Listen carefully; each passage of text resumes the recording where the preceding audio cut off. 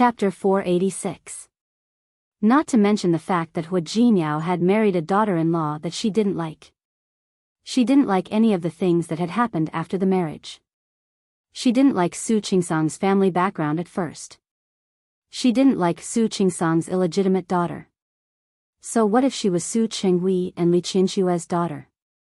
With a father like that, how much scheming could Su Qingsang have done? How many tricks did she use to make Hua Jinyao marry her? Who knew? Lu Tongjia didn't like Su Qingsang because of Hua Jinyao. Lu Tongjia sighed and said helplessly, "Dad, I always said that you spoiled him.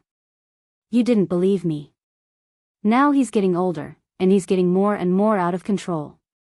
She said all this, but didn't say what Hua Jinyao had done. No matter how patient old Master Hua was, he was running out of patience.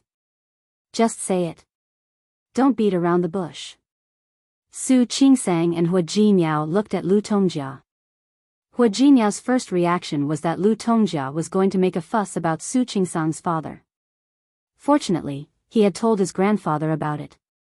He wasn't afraid that his grandfather would be unhappy. Moreover, it was Su Qinghui's doing. What did it have to do with Su Qingsang? Dad.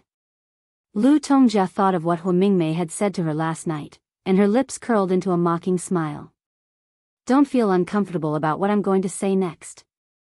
Lu Tongjia glanced at Hua Jinyao with dissatisfaction in her eyes. Look at Jinyao. What did you say yesterday? This child is a gift from God. A gift from God. I really thought that he wanted to have a chubby boy to satisfy your wish to have a great-grandson. But now I realize that it's a gift from God. It turns out that he never intended to have a child. Hua Mingguang and old Master Hua both looked at Hua Jinyao. Hua Jinyao and Su Qingsang were stunned at the same time. They didn't expect Lu Tongjia to say this. Dad. This morning, Xiaojiang went to clean up their room and told me something. I didn't know until now that they were using contraception. Lu Tongjia sneered and stared at Hua Jinyao and Su Qingsang sharply. Is this how you fool your elders? Is this how you treat your grandfather who loves you so much? In fact, even Lu Tongjia, not to mention old Master Hua. It was one thing to dislike Hua Jinyao, but it was another thing to want a grandson. Many people in Rong City who were the same age as Hua Jinyao were already in kindergarten. Unfortunately, the men in their family all married late. Hua Jinyao got married at the age of 30, which was not early. But he was good. On one hand, you want your grandfather to have a great-grandchild, but on the other hand, you don't want to get pregnant or have children at all. What is this? Outwardly agreeing, but inwardly opposing. That was why Lu Tongjia didn't like him. One set to the front and another set to the back. Thinking of what he had done in the past, her voice became even colder. If you really don't want to give birth, just say so. Why would he lie to us? Lu Tongjia's voice wasn't very loud. Considering that there were servants working in the kitchen and outside, her voice was very soft. However, everyone in the living room could hear her clearly. Old Master Hua's face darkened. Hua Mingguang also looked at Hua Jinyao, his eyes full of disapproval. Sitting there, Su Qingsang felt very uncomfortable being stared at by the elders. She didn't expect that Lu Tongjia would know about it. She already felt a little guilty about old Master Hua, and now she didn't know what to say. Feeling guilty, she was a little stiff and uncomfortable. Hua Jinyao secretly squeezed her palm to reassure her. How could Su Qingsang not be worried? She looked at him again, and Hua Jinyao squeezed her palm again. Their actions didn't escape Lu Tongjia's eyes. Seeing this scene, she only felt the anger in her heart grow. Hua Jinyao didn't expect Lu Tongjia to talk about this. Looking at the blame in the eyes of the three elders, he pursed his lips. I don't want to have children. Because I'm not ready to be a father. You're not ready to be a father? Lu Tongjia chuckled. Are you not ready, or is she not ready? I'm not ready. Hua Jinyao didn't mind letting Lu Tongjia know. Mom, it's my decision not to have children. You don't have to drag Qing Sang into this. Did I drag her into this? Did he think she was blind? Couldn't she see the little action between the two of them just now? I said it was my decision not to have children. Hua Jinyao didn't look good, and Lu Tongjia looked even worse. Okay. She nodded and looked at Hua Jinyao's protective face. You said you didn't want children. But what did you tell your grandfather yesterday? Old Master Hua sat there without saying a word. He was old, and he didn't know when he would pass away. Back then, his wife looked very healthy, but who knew that she would pass away so suddenly? He thought that his body was healthy. However, old people really didn't know how much time they had left. Hua Jinyao wanted to get married a few years ago. Finally, he got married, so he naturally hoped that he could have children soon. Fortunately, he could see the fourth generation of the Hua family before he closed his eyes. However, he didn't expect Hua Jinyao to do such a thing. Not only did old Master Hua look serious, but Hua Mingguang also looked a little unhappy because of what Hua Jinyao had done. He could say that he didn't want to have children, but he did such a little thing behind his back. Is it because in your hearts, we are the kind of rude and unreasonable parents?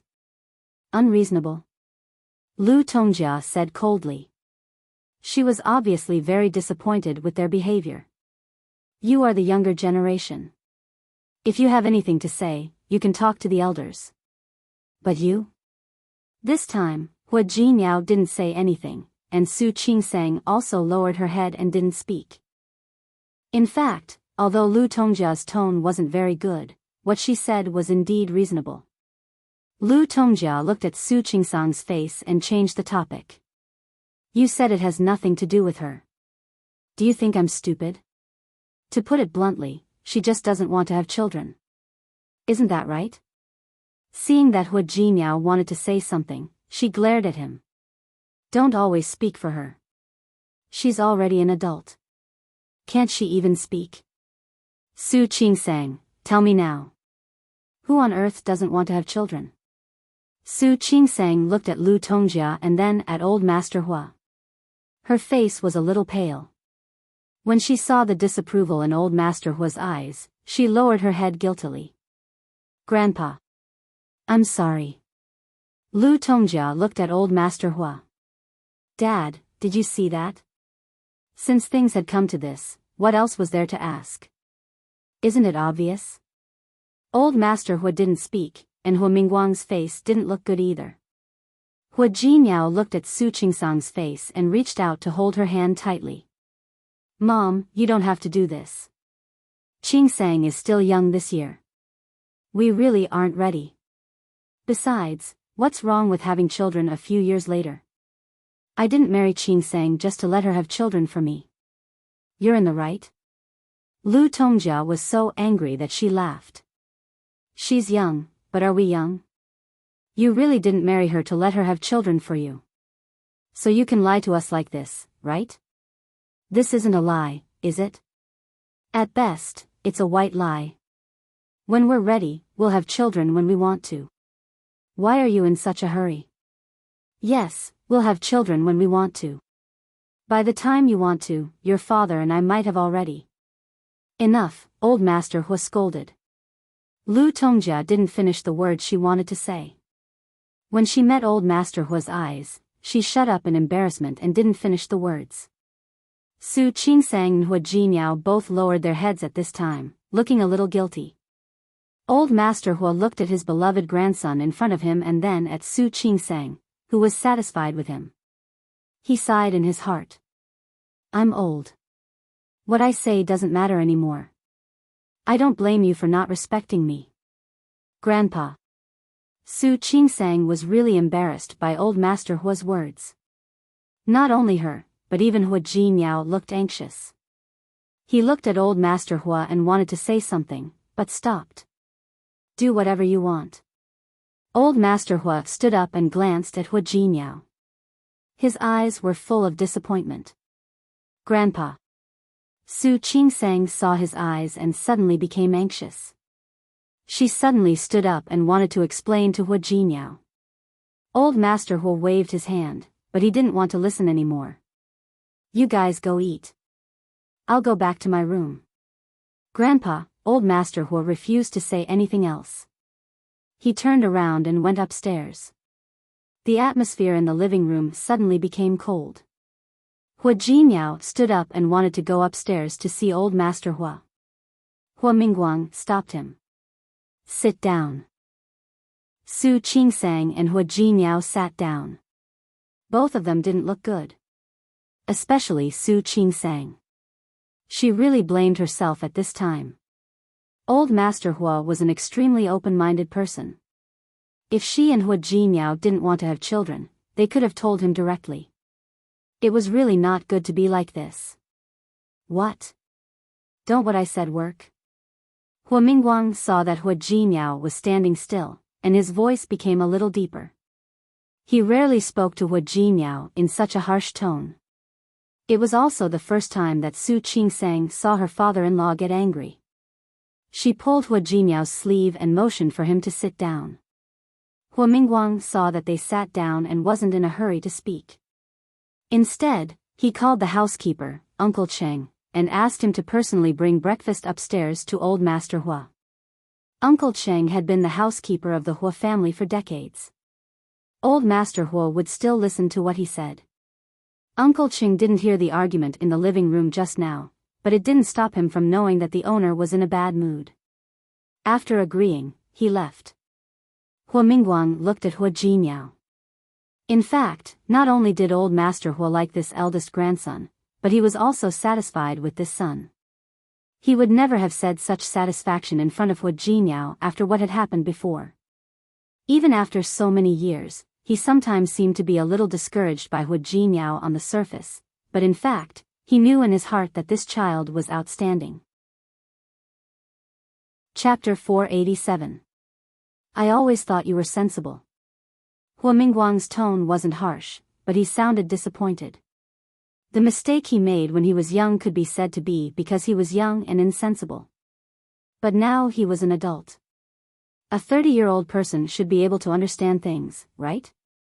Hua Jinyao, do you think that no one in this family is worthy of your trust? Do you think that no one in this family is reasonable? Hua Jinyao didn't speak. Hua Mingguang sneered. Your mother is strict with you, but is that the reason you respect us? Dad.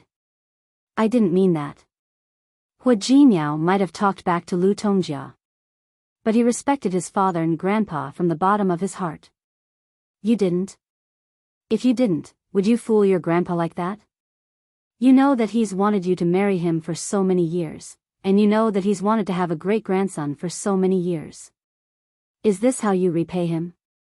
Hua Jinyao was silent for a few seconds, then said, Dad, I said that I didn't mean that. You know whether you did or didn't. You're old now, and you have your own ideas. You don't have to listen to the elders. Hua Jinyao pressed his lips together. Su Qingsang looked at him worriedly. She put her hand on the back of his hand and signaled him to stop talking. I think you've been too busy lately. How about this? Let Yifan take care of the Ike's cooperation case. Hua Jinyao suddenly raised his head and looked at Hua Mingguang. Dad, do you know what you're talking about? Of course I do. Yifan's not bad. I believe he can do it. As for you, you should spend more time with your grandpa. Hua Jinyao clenched his fists by his side. There was a trace of sarcasm in his eyes. Let Yifan take care of the Ike's cooperation case. What next? Are you going to give him my position as the CEO? Hua Jinyao, what kind of attitude is that? Hua Mingguang was angered by his words.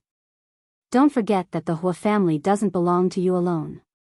It doesn't even belong to me alone. I'm the chairman now. I have the right to arrange your work. Hua Mingguang was nothing more than the eldest son of the family. Therefore, it was only natural that Tianyu Group would be handed over to him after old Master Hua. However, Tianyu Group didn't belong to Hua Mingguang alone. It was founded by old Master Hua. As old Master Hua's other child, Hua Mingliang was also a part of it. Su Qingsang didn't expect so many things to happen just because they didn't want to have a child so soon. She was also stunned for a moment. She turned to look at Hua Jinmiao with obvious worry in her eyes. But now that Hua Mingguang and Lu Tongjia were here, she didn't even know what to say to comfort him. Hua Jinmiao stood up. His back was straight. He looked at Lu Tongjia and Hua Mingguang. Finally, he turned to look at Lu Tongjia.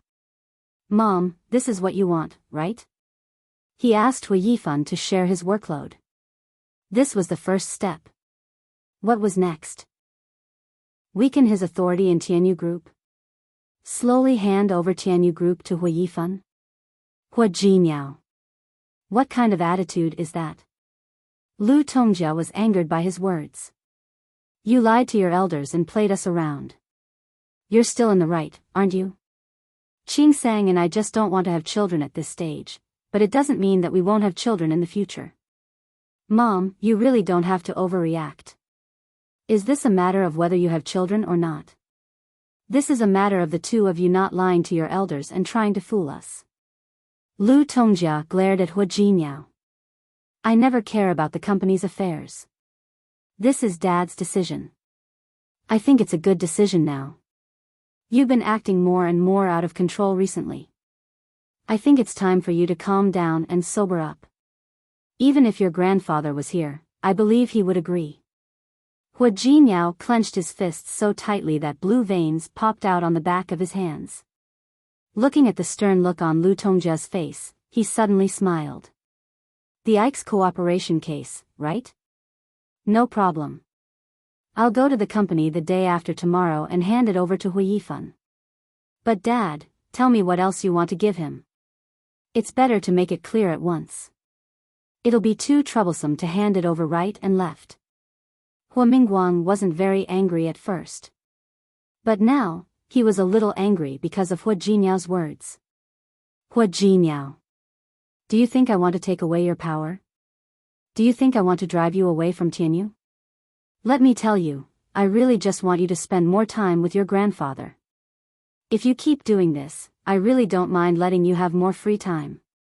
Hua Mingguang never thought that one day he would fight with his son like this. He didn't expect that Hua Jinmiao would think of him like this. This realization made him so angry that his whole body began to tremble. You hurt your grandfather's heart like this. Don't you want to spend more time with him? No one forced Su Qingsang to have children. The men of the Hua family married late. But no one urged Hua Jinmiao to get married. He chose to get married, and he agreed to have children. Therefore, he couldn't blame his elders for being angry now that he was pretending to be obedient. Hua Jinmiao's body stood there motionless, looking a little stiff. Su Qingsang didn't expect things to develop to this point. She gently touched Hua Jinmiao's hand and turned to face Hua Mingguang. Dad. I'm sorry. I'm the one who started all this. I didn't want to have children. Jinmiao just, enough. Lu Tongjia was annoyed to see Su Qingsang. Stop talking. Don't I know that you caused this? I don't know what you did to coax Jinmiao into marrying you. Now you coaxed him to the point that he doesn't even want to have children. Su Qingsang, you're really well educated. She admitted that Su Qingsang didn't handle this matter well, but she didn't understand what Lu Tongjia was talking about. Just as she was about to ask Lu Tongjia what she meant, Hua Jinmiao pulled her over. Mom, you don't have to say it. Qingsang doesn't need to coax me. I didn't want children. Okay. I really didn't know that our Hua family had a lover. Lu Tongjia was furious. She stood up and said, since you have so many ideas, then you too can go live your own lives. We elders don't care about you anymore. Lu Tongjia was really angry this time. It was completely different from the past when she was just unhappy and said a few words. She got up and left. Hua Mingguang didn't stay and stood up as well. Before leaving, he gave Hua Jinmiao a cold look, with a hint of disappointment in his eyes. Suddenly, only Su Qingsang and Hua Jinmiao were left in the living room. Su Qingsang didn't expect things to turn out like this. She turned to look at Hua Jinmiao with worry in her eyes. Jinmiao, look, it's okay. Hua Jinyao didn't expect the elders to have such a big reaction. He patted Su Qingsang on the shoulder and said, "Don't worry. It's really okay. I'll explain it to Grandpa later." Old Master Hua wasn't an unreasonable person. It was always okay to explain it to him. Su Qingsang bit her lip, feeling that it wouldn't be so easy to get over it. Hua Jinyao raised his hand and gently flicked her forehead. "That's enough. Leave it to me. You don't have to worry about it." Hua Jinyao. "Should I tell Grandpa myself?" "You tell him yourself. Do you want to have a baby now?" Su Qingsang blinked her eyes and finally shook her head firmly. "Then it's settled. Don't worry. Leave it to me. I'll take care of it."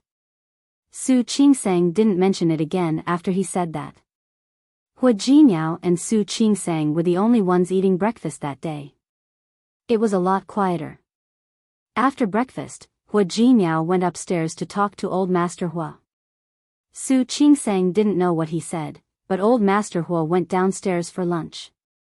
Although he didn't look very good, at least he didn't look as bad as he did in the morning.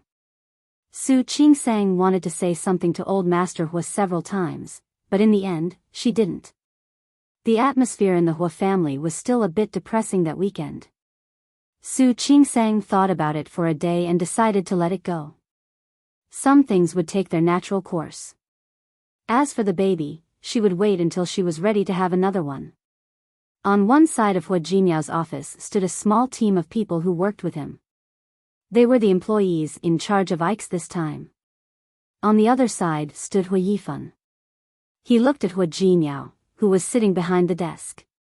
His face was calm, but deep in his eyes, there was a trace of excitement and joy. "Brother." Hua Yifan didn't call him president but brother. He did that on purpose today. "I heard from Uncle that you are going to hand over the Ike's case to me?" "Yes." Hua Jinyao saw the smug look in Hua Yifan's eyes, but he didn't argue with him. He turned to look at the people standing on the other side. "These are the people in charge this time. They have prepared the documents and information. I will leave the rest to you. If you are not used to these people, you can change them to someone you want." "Brother, you are too kind." Hua Yifan smiled. "The people you trained are naturally good. I am very relieved." Hua Jinyao didn't say anything.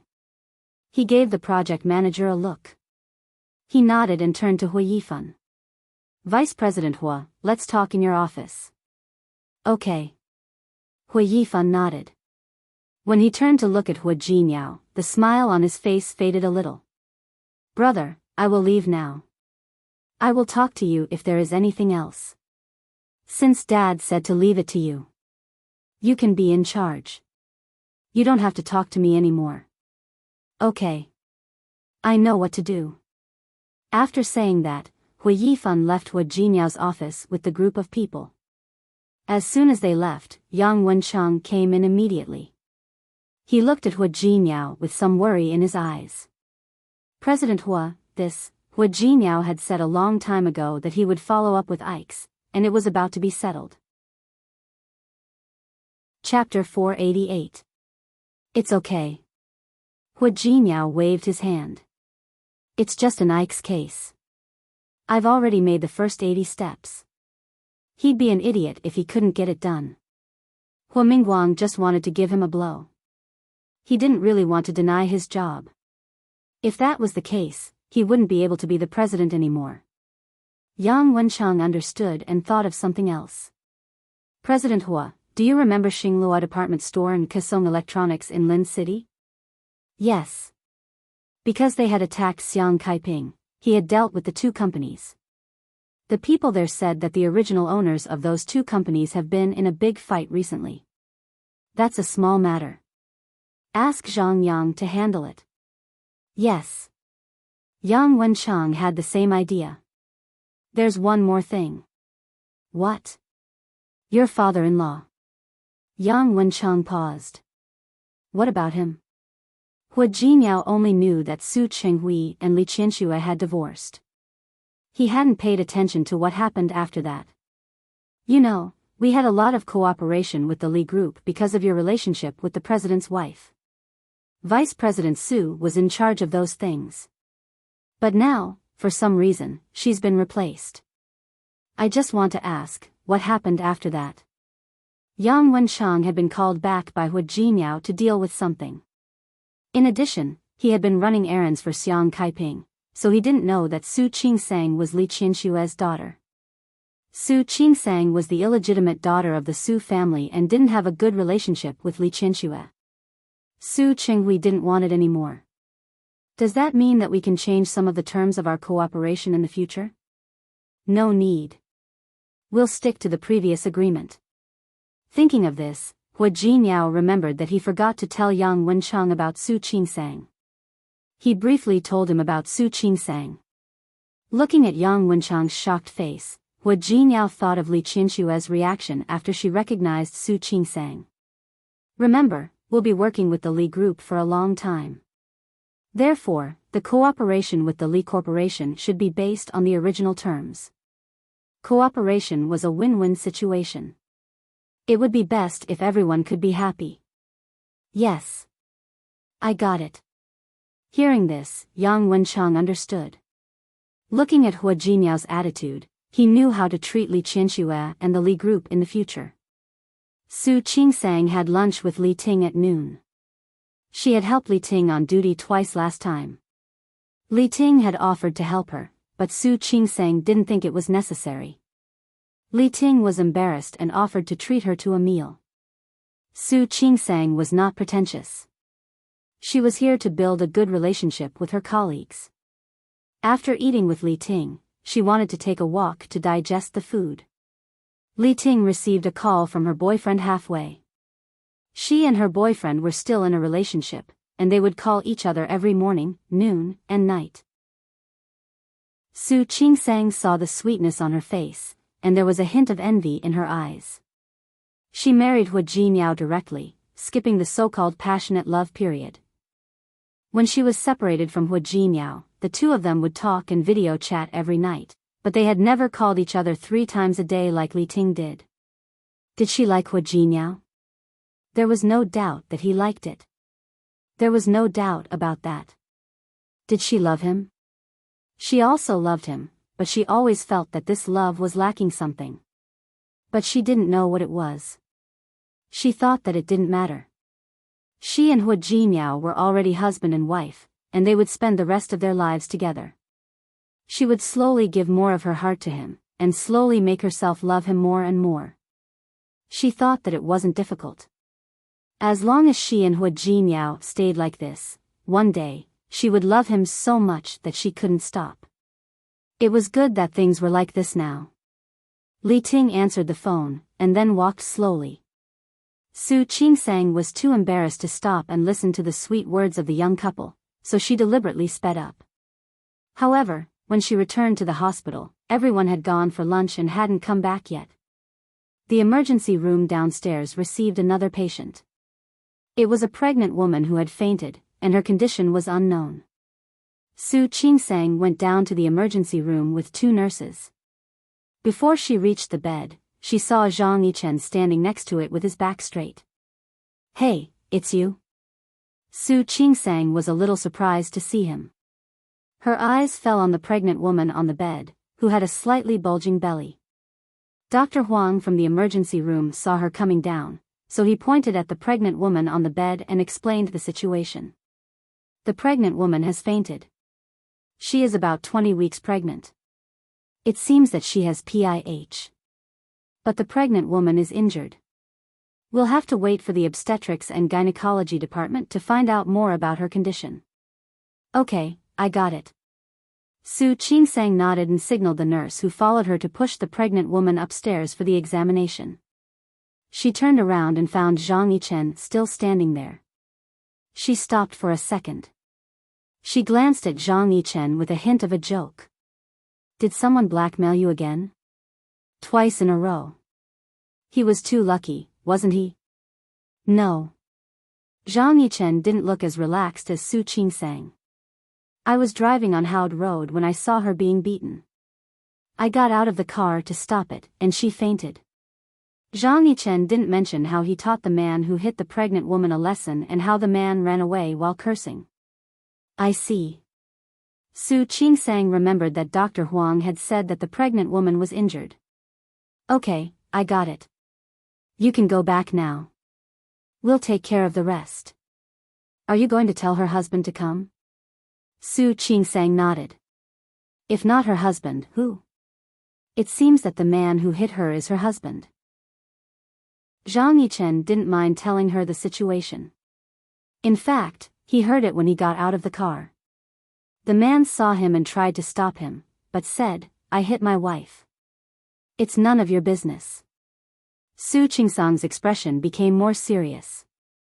Okay. Okay, I got it. How about this? If there are injuries and it's confirmed that her husband hit her, we'll help her call the Women's Rescue Center. Or if she needs help, we can help her call the police. Okay. Su Qingsang looked at Zhang Yichen's face, which obviously didn't relax. Are you from Rong City? No. What's wrong? I want to say that if you are from Rong City, they should give you a Good Samaritan Award. Su Qingsang thought that he should be given a Good Samaritan Award. She had met him 3 times, and he had done a good deed twice. Who else should they give the award to if not him? Zhang Yichen paused for a second. His usually stern face looked a little uneasy, which was rare for him. No need. It's my duty. He was a soldier of the people, so it was his duty to do these things. However, Su Qingsang misunderstood him. She had always thought that he was a policeman. He was a policeman, so it was his duty to do good deeds. Okay. I'll go check her. Help yourself. Okay. Thank you. Not at all. It's my duty. Su Qingsang told him what he had just said. Zhang Yichen was stunned for a second. Looking at Su Qingsang's back, a faint smile appeared on his face again. Su Peijian looked at the office in front of her, dissatisfied. This office was much smaller than her one in the Li group. She thought about Xiang Caiping's villa and this office. She really thought that Xiang Caiping was stingy. Speaking of which, she had been with Xiang Caiping for nearly half a month. Finally, Xiang Caiping let her manage the 2 supermarket chains under her name. Su Peijian thought so, but she didn't know that Xiang Caiping let her rest for a while before bringing her here because she didn't want her to be too tired. Previously, Xiang Caiping thought that she was old and wanted to go to Lin City to find her daughter. The 2 supermarkets were managed by professional managers, and she was only responsible for collecting dividends. Now that her daughter was back, she didn't want Su Peijian to work for someone else. Naturally, she had to take over. She had been working for a long time. Last week, Xiang Caiping brought her here and introduced her to some of the old employees who had worked hard with Xiang Caiping. Later, Xiang Caiping asked those employees to take care of Su Peijian. All of Xiang Caiping's kindness was unnecessary in Su Peijian's eyes. Why did she need those old employees to take care of her? They should take care of themselves first. She was the boss. Since when did those people get to take care of her? Thinking of this, Su Peijian began to feel that Xiang Caiping was stingy again. She still remembered how Li Qianxue was so powerful in the company. No one in the entire company dared to look down on her. Xiang Caiping, on the other hand, was obviously the boss, but she lowered her status and asked the employees to take care of her. Su Peijian flipped through the documents in front of her, feeling bored. These things were too easy for her. Moreover, there were already professionals who had done the important things. However, she was willing to admit that Xiang Caiping had a certain level of economic acumen. Most of the goods in her supermarkets were negotiated with the factories one by one, skipping the distributors. Therefore, the prices were more advantageous than ordinary supermarkets. This was also the key reason why the 2 supermarkets of hers had always been doing well. For example, the documents she was reading now were negotiated by Xiang Caiping herself. They were only supplied to their supermarkets. When she saw a number on the report, Su Peijian was stunned. Then, she called the manager of the purchasing department over. "What's with this prosperity?" She pointed at the number and glanced at the person in front of her coldly. The manager's surname was Wang, and he didn't look young. He was in his 40s and had been working for Xiang Kaiping before. He called Xiang Kaiping Sister Xiang. After Xiang Kaiping brought Su Peijian here, they didn't look down on her. After all, they were all grateful to Xiang Kaiping. At this moment, Manager Wang's gaze fell on the number on the report, and his expression was a little strange. Chapter 489. Su Peijian had worked for the Li Group for 3 years. She had been carefully trained by Su Qinghui before she went to college. Not to mention anything else, she was quite sharp when it came to numbers. It was a piece of cake for her to come up with a report like this.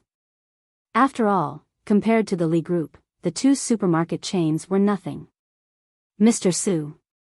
Manager Wang had been working for Xiang Kaiping and was very close to her. Now that he saw Su Peijian, he didn't look down on her. The boss of Xingxing is he. He set the price last month. He said the price of raw materials increased. Xingxing produced office supplies, and all the paper-related products had increased the price this time. What kind of raw materials can increase the price by 10%? Are you blind? He didn't just mention paper-related products. He also mentioned other products that had nothing to do with paper. How dare you give me such data? What? Did he think she was easy to fool because she was new? Mr. Su, it's not our fault. We've already talked to Sister Xiang, but she said she's been working with him for a long time, so. That's enough. Su Peijian didn't have the patience to listen to these things. Anyway, she was bored and had nothing to do, so she might as well settle this. Help me make an appointment with Mr. He. I want to see him tonight. He might not have the time. Okay. He doesn't have the time, does he? He doesn't care about the sales of our 2 supermarkets, does he? Then don't work with him anymore. I'll tell the other circles in Rome City about what they've done. We'll see who's going to lose face. Hearing Su Peijian's words, Manager Wang didn't insist anymore. He turned around and went to contact the boss of Xingxing for her. He told her that the boss was free that night and asked her to meet him at Xiangshan Restaurant. After entering Xiangshan Restaurant, Su Peijian looked much better than before. Xiangshan Restaurant was almost as good as Chaowen Courtyard in Lin City. He followed Manager Wang upstairs. It didn't take long before He Xingxian arrived. The boss of Xingxing was called He Xingxian. He was a middle-aged man in his 40s. He was slightly plump and looked friendly when he smiled. However, his small eyes were shrewd. Su Peijian had interacted with many people in Lin City. She didn't care about such a man. When they met, Manager Wang introduced them to each other. They chatted for a while before sitting down. Su Peijian went straight to the point. She was not in the mood to talk to a man who was nothing to her. Boss I'm a very straightforward person. If I have something to say, I'll just say it. I'm not very satisfied with your company's offer this time. After all, we've been working with Mr. He for a long time. Boss, he doesn't seem to be very kind right now. It's hard to do business now. The price of raw materials has risen, and it's changing every day. There's nothing we can do. Of course, He Xingxian wouldn't give in. Su Peijian's brows furrowed. She was obviously dissatisfied with the situation in front of her. However, no matter how dissatisfied she was, she wouldn't show it on her face. She kept a smile on her face and continued to socialize with He Xingxian. Speaking of which, this was another point that she could not accept. Previously in Lin City, which company did not rush to cooperate with the Li Corporation? When had she ever humbled herself like this? However, He Xingxian looked easy to talk to, but he was actually very shrewd. After talking for a long time without any results, Su Pei really wanted to lose her temper. The waiter began to serve the dishes, and the door of the private room opened. 2 waiters walked in. It was also at this time that Su Peijian saw a flash of a figure outside. She saw it, and so did he Xingxian. He stood up abruptly. Excuse me. He ignored Su Peijian and walked straight out of the private room. Manager Wang had been sitting at the side like a decoration and hadn't said much. However, in the blink of an eye, he also saw the person outside. He looked very familiar, but he couldn't remember where he had seen him before. President Hua? He Xingxian never expected to meet Hua Jinyao here. When he saw him just now, he ran out very eagerly. President Hua? Hua Jinyao stopped and looked at the man in front of him. He couldn't remember who he was for a moment. You are? President Hua, people of high status have short memories. You don't know me. I'm He Xingxian from Xingxing Office Supplies. I've discussed cooperation with your company before. Tianyu Group had tens of thousands of employees and dozens of branch companies. If they could get the supply of office supplies from Tianyu Group, not to mention the profits, Xingxing would definitely rise to a higher level in Rong City. President Hua, this is my business card. I've contacted Manager Zhang of your company before, but then keep in touch with him. Hua Jinyao didn't need to worry about small things like purchasing office supplies. Of course I wouldn't dare to trouble you, President Hua. He Xingxian smiled flatteringly. But President Hua, when Manager Zhang mentions it, can you seriously consider it? I can guarantee that our company's products are absolutely high quality, and the prices are absolutely reasonable. Alright, I understand. Hua Jinyao had an appointment with someone today, so he really didn't have time to talk to He Xingxian here. Okay. Go do what you need to do. He Xingxian very sensibly stood aside, and the smile on his face became even brighter. He didn't return to the private room until Hua Jinyao's figure disappeared in the private room at the other end of the corridor. Although Hua Jinyao didn't give him a definite answer, being able to see Hua Jinyao today was enough to make He Xingxian happy. So when he faced Su Peijian again, the smile on his face became more sincere. Mr. He. Su Peijian, of course, knew Hua Jinyao, but she still wanted to clarify. Who was that person just now? Is he your friend? Why don't you invite him in for dinner? He Xingxian looked at Su Peijian as if she was an idiot. President Su, you can tell that he is a newcomer, right? Why? Why do you say that, Mr. He? Do you know who that person is? You said that you want to invite him to dinner? Let me tell you, even if the mayor of Rong City wants to invite him to dinner, he has to see if he's in a good mood. Would you do me the honor? Really? Su Peijian pretended to be surprised, and her eyes widened. That good? Of course. He is the president of Tianyu Group. I have never had the chance to meet him in person. If it weren't for a distant cousin of mine who works in Tianyu Group and found a way to help me get in touch with a department manager, I wouldn't even be able to enter Tianyu Group. Seeing that Su Peijian wanted to listen, He Xingxian didn't mind clarifying to her. That person just now is the president of Tianyu Group, Hua Jinyao. He is the eldest grandson of the Hua family, the most powerful family in Rong City. He has always been low-key and rarely appears in public. If I didn't have the chance to meet him before, I wouldn't have met him. So, Mr. He, you are really amazing. Su Peijian's smile was even brighter than before, but there was a hint of calculation in her eyes. I really didn't know that Mr. He had such connections. Next time, I really need to learn more from Mr. He. Being praised by a beauty like Su Peijian, He Xingxian suddenly felt a little smug. Previously, because of Xiang Kaiping, he agreed to sell some products to them at a low price. Later, when Xiang Kaiping quit, he regretted it. That was why he wanted to take this opportunity to raise the price. He didn't expect Su Peijian to be so tactful. Mr. He, let me propose a toast to you. As Su Peijian spoke, He Xingxian poured a glass of wine. As the other party drank, He Xingxian spoke without a trace. Mr. He, are you familiar with this President Hua? I'm not familiar with him. He Xingxian didn't dare to use Hua Jinyao's name outside. The Hua family wasn't something he could afford to offend. But who in Rome City doesn't know about Tianyu Group? Even in the whole country, there are very few people who don't know about it.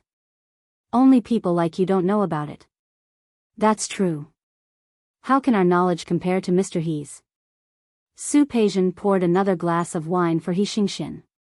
Why don't you tell me about it, Mr. He? Let me tell you, this Tianyu Group, it's very powerful. He Xingxian wasn't bragging. However, what he knew about Tianyu Group was superficial. Su Peijian already knew what he was talking about when she was in Lin City. However, she was still listening attentively. As she listened, she nodded in admiration. When He Xingxian finished, she looked at him casually. Mr. He, the next time you meet President Hua, can you bring me along? You see, I don't want anything else. I just want to see President Hua's elegance. He Xingxian didn't dare to answer. He wasn't familiar with Hua Jinmiao at all. It was only after many twists and turns and a stroke of luck that they managed to meet. We'll see. President Hua is very busy. How can he have time to see you? He Xingxian deliberately belittled Su Peijian. He wouldn't admit that he couldn't get an appointment with Hua Jinmiao at all. Su Peijian's expression was very ugly, but she forced herself to calm down. Yes, we are small people. Naturally, we can't meet the big president. But isn't there Mr. He? When the time comes, we can bask in your glory. This flattery made He Xingxian feel very comfortable. He drank another 2 glasses of wine. He waved his hand. What's wrong with that? I'll let you know the next time I go to Tianyu Group. Then I'll thank you in advance, Mr. He. Su Peijian poured him another glass of wine and got down to business. Look, Mr. He, you're such a straightforward person. You don't have to change the price we agreed on with my mother, right? Okay, let's do it the original way. He Xingxian looked at Su Peijian, a great beauty, and his eyes lit up. If it weren't for Manager Wang sitting next to him, he would have reached out to take advantage of her. Su Peijian was disgusted, but she didn't show it on her face. So what if it was Tianyu Group? So what if it was Hua Jinmiao? Now that I'm here, some things are different. He Xingxian, who was drunk and blurry, didn't see the scheming look in Su Peijian's eyes. Su Peijian's eyes were filled with a cold smile. Chapter 490.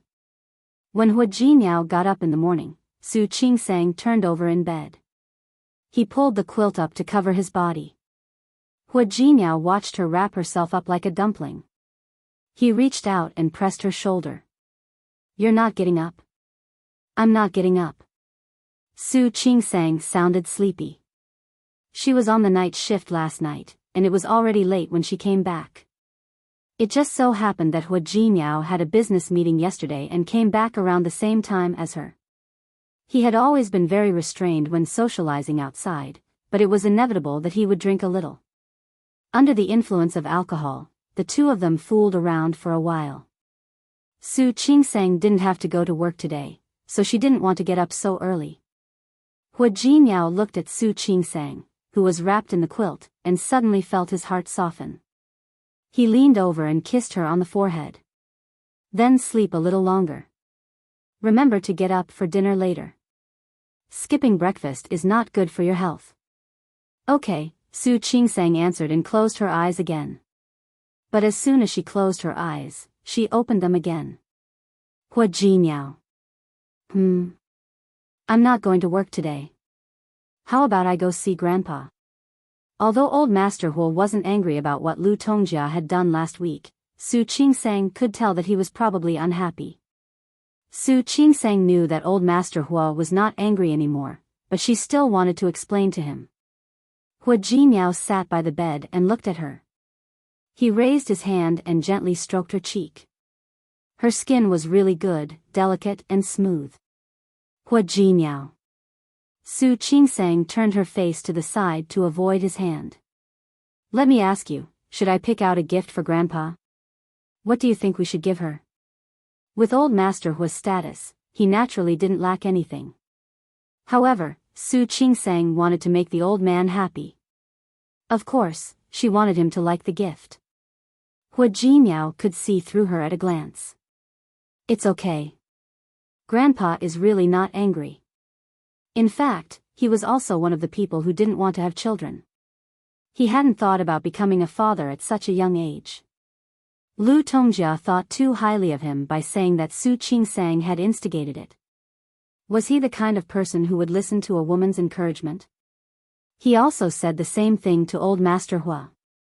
Although Old Master Hua was unhappy, he didn't mention it again after hearing the reason. Therefore, Su Qingsang really didn't need to think about these things anymore. Don't think too much, I'm going to work. Hua Jinmiao kissed her again and left for work. He said so, but Su Qingsang couldn't just let it go. She had seen Old Master Hua's attitude toward her since she came to Rong City. Since Hua Jinmiao didn't want to tell her, she would think about what to give him. Su Qingsang rarely picked out gifts for her elders. In the past, he had only given gifts to Su Chenghui and Li Qianxue out of respect. After they met, Li Qianxue couldn't wait to give her the best. Even Xiang Kaiping didn't know what to give Old Master Li at the moment. Su Qingsang felt a little conflicted. After leaving the department store, he unknowingly walked to a small road behind the department store. When she came back to her senses and wanted to retreat, she seemed to hear something in the alley beside her. Su Qingsang knew that curiosity killed the cat, so she quickened her steps and was about to walk outside. She didn't expect that the people in the alley would come out at this time. There were two men, one with a crew cut. The moment he saw Su Qingsang, his eyes turned cold. His sharp eyes startled Su Qingsang. She instinctively took a big step back. However, when she saw the man behind the bald man, she resisted the urge to run away. The good young man who did what was right? Zhang Yichen was also surprised to see Su Qingsang. He didn't understand why she was here. He glanced at the man with the crew cut and signaled him to go first. The man looked at Zhang Yichen and said, "She heard it." "I didn't hear it." Su Qingsang hurriedly raised 3 fingers and said, "I just got here. I didn't hear anything." Trying to cover up something only made it more obvious, but Su Qingsang really didn't hear anything. The man with the crew cut became even more worried and took a step forward. Zhang Yichen patted him on the shoulder and said, "Go ahead." She really didn't hear it.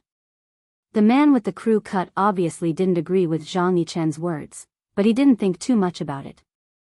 He glanced at Su Qingsang one last time. His eyes were full of warning, which made Su Qingsang's body tremble a little. Then he turned around and left. Su Qingsang patted her chest. When she saw Zhang Yichen's face, she trembled again.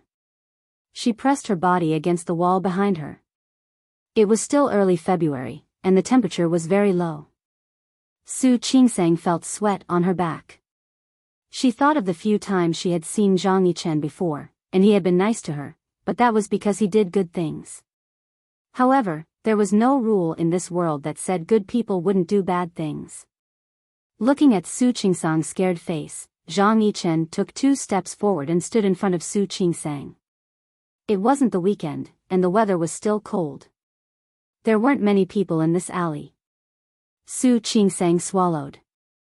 When Zhang Yichen stood in front of her, she cleared her throat. "Well, I really didn't hear what you said. It was a beautiful misunderstanding." Su Qingsang wanted to explain more, but Zhang Yichen raised his hand. Su Qingsang was startled. She closed her eyes at once. Then she realized that something was wrong. She quickly opened her eyes. Zhang Yichen's hand was placed on the wall beside her. "You didn't hear me?" Zhang Yichen believed that Su Qingsang didn't hear him. His ears were very sharp. Su Qingsang's footsteps didn't escape his ears.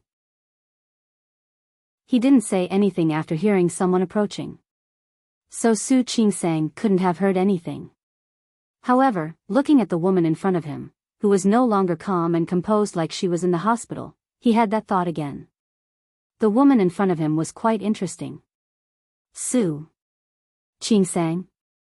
Su Qingsang had her name tag in the hospital, so it was normal for him to know her name. However, this made Su Qingsang even more scared. "Sir, I really didn't hear what you said."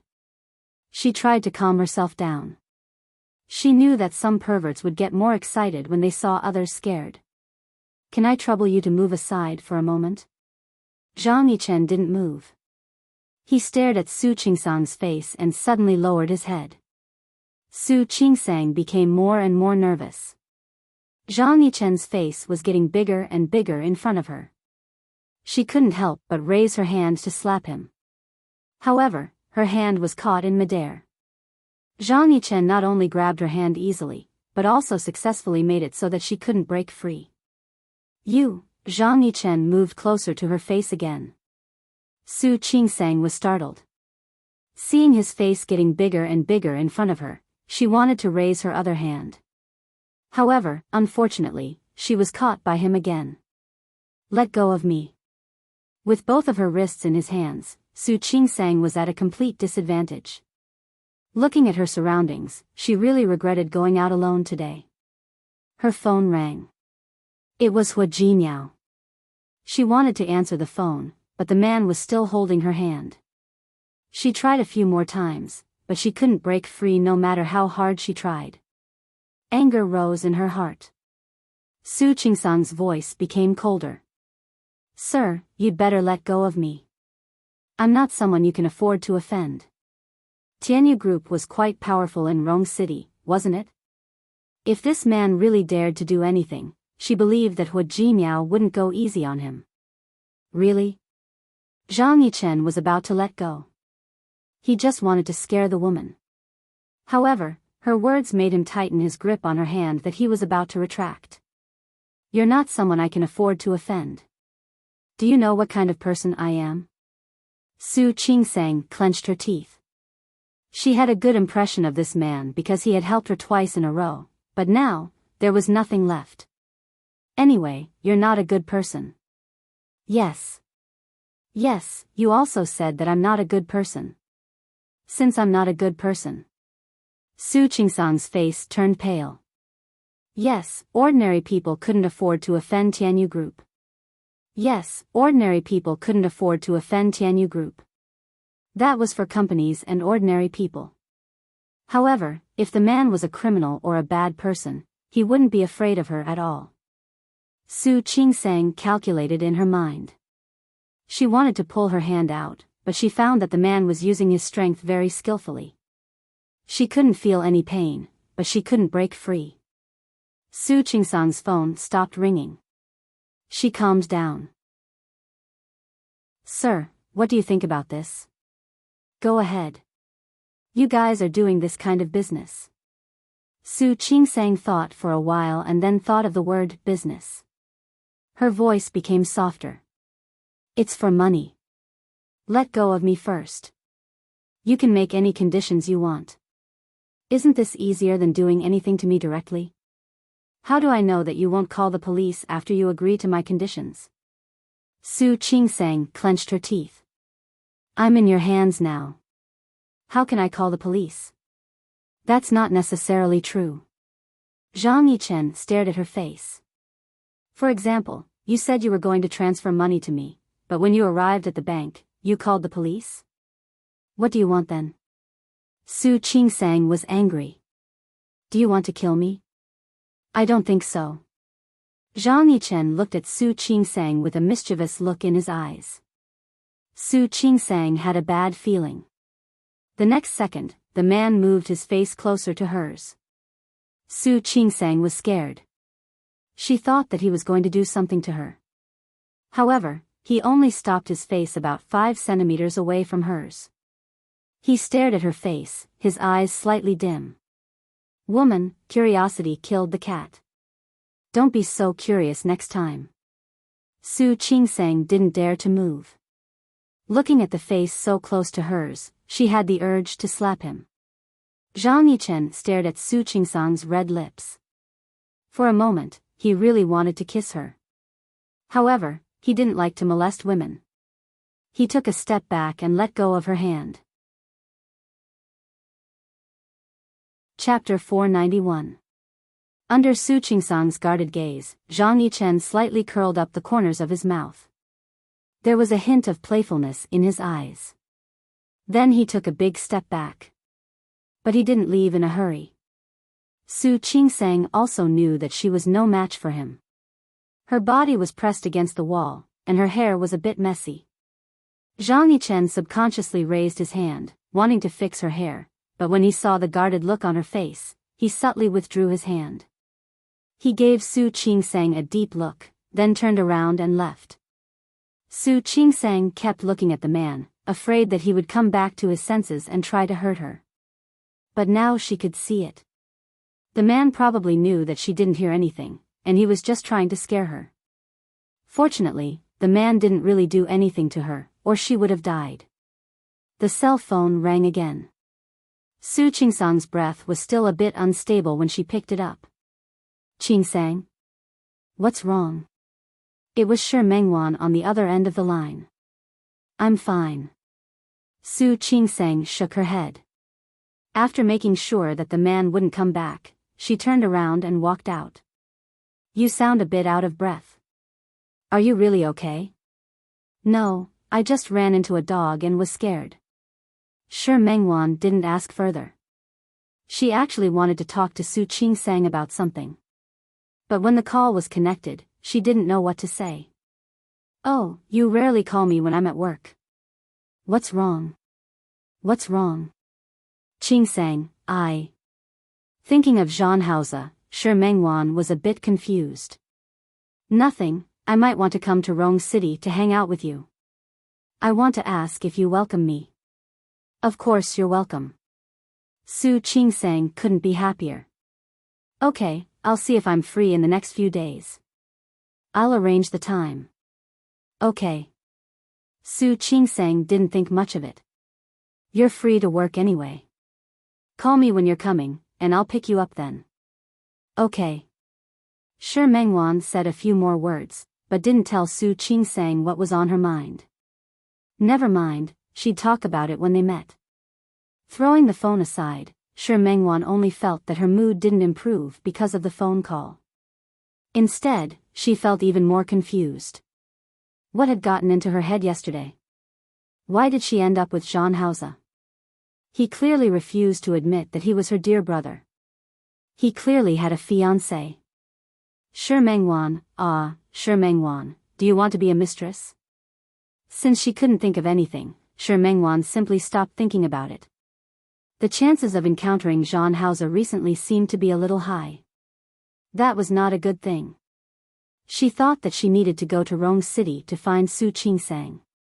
First, she needed to avoid him, and second, she needed to calm down.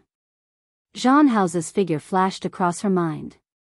Shi Mengwan's heart wasn't just filled with the sweetness of those memories. There was even more bitterness. Her big brother would probably never come back. Su Qingsang looked at the Land Rover parked in front of her and blinked. He turned to look at the person in the driver's seat suspiciously. When she saw that it was Hua Jinyao, she reached out to open the car door. Didn't you drive this car this morning? Hua Jinyao wasn't a person who paid much attention to enjoyment. There were many cars in the garage, but she often saw him driving a Bentley or a Mercedes. There were also sports cars, but Hua Jinyao rarely drove them to the company. This Land Rover was obviously not Hua Jinyao's favorite type. Yes. Uncle's. He went to work. I'll drive it back to the mansion for him. He'll come for dinner tonight, and I can drive the car back then. Uncle? Su Qingsang thought of the youngest son of the great-aunt, Hua Yangxiu, whom Hua Jinyao had mentioned when he introduced his family to her. You're not talking about that great-aunt's son, are you? Yes. He's back. He went to his company to look for him at noon, then left in a hurry after receiving a call. He left his car at his company. He asked him to drive it back to the old mansion for him. As he spoke, his eyes fell on Su Qingsang's hand. What is this? Su Qingsang was holding a birdcage in her hand, which was covered with a cloth. It was very quiet inside. Parrot. Hua Jinyao looked at her, then at the birdcage. Don't tell me that you're going to give this to Grandpa. Can't I? Su Qingsang looked at him with excitement. I walked in the department store all day today, but I didn't see anything to give to Grandpa. Later, I passed by the flower and bird market, and I thought it would be good to give him a parrot. This is the best one in the shop owner's shop. It can talk a lot. It's very smart. I've tried it, and it can talk to people. You see, you're often away from home. Isn't it good to give it to Grandpa? Hua Jinyao suddenly laughed. He reached out and rubbed Su Qingsang's hair. His eyes were full of love as he looked at her. Honey, you're so cute. Su Qingsang's hair was messed up by him. She glared at him and said, just tell me if Grandpa will like it. Yes, yes. He'll definitely like it. After Hua Jinyao said that, he laughed again. Su Qingsang had no idea why he was laughing. Hua Jinyao, stop laughing. If you don't think Grandpa will like it, I'll quit. This bird was not cheap. It cost her tens of thousands of yuan. Hua Jinyao stopped laughing. He reached out and put his arm around Su Qingsang's shoulder. He leaned over and kissed her on the lips. Honey, you're so cute. She didn't plan to have a child so early, so she bought a bird for old Master Hua. Hua Jinyao. Su Qingsang had a feeling that he was laughing at her. Stop joking. Just tell me, does Grandpa not like it? I said, he will definitely like it. Hua Jinyao stopped laughing. He really couldn't tell that Su Qingsang was so talented. Holding back his laughter, he cleared his throat and said, Honey. I suddenly realized that I'm really lucky. Su Qingsang looked at him suspiciously. She instinctively felt that he was being sarcastic. The car stopped at the Hua family's old house. Su Qingsang walked in with the birdcage. When she entered the door, she was a little nervous and couldn't help but look at Hua Jinyao again. Hua Jinyao put his arm around her shoulder and said, Don't worry. Grandpa will definitely like it. Su Qingsang was quite happy when she bought the parrot. But after Hua Jinyao's joke, she began to feel nervous. Old Master Hua was sitting on the sofa, reading the newspaper with his reading glasses on. Seeing them coming, he waved at them. Jinyao, Qingsang, you're here. He saw the birdcage covered with a cloth in Su Qingsang's hand at a glance. What is this? Grandpa. Su Qingsang was still holding the birdcage. Looking at old Master Hua, even if she felt that it was inappropriate, she had to give it to him. Grandpa. I saw this parrot when I passed by the flower and bird market today. As Su Qingsang spoke, she took off the cloth on the birdcage. There was a red-beaked, green-feathered parrot inside, which looked very small and beautiful. It can talk a lot. I think it's quite interesting. So I bought it. It's a gift for you. You can play with it if you're free. After Su Qingsang finished speaking, she found that old Master Hua was looking at her with a strange expression. She was nervous again. She couldn't help but look at Hua Jinyao. Hua Jinyao's lips were pressed into a straight line. It was obvious that he was trying not to laugh. Su Qingsang glared at him and turned to look at old Master Hua. Grandpa, this bird can really talk a lot. And it's all auspicious words. She picked up the bird food that the shop owner gave her and put some in the cage. Say something. The parrot was completely different from before in the shop. It turned its head and ignored Su Qingsang. Su Qingsang was depressed. She knocked on the birdcage. Hello. Say something. The bird didn't even turn its head and didn't look at Su Qingsang at all. After she finished speaking, she remembered that the parrot had a name. But what was the bird's name again? Jade, say something. Right. The bird's name was Jade.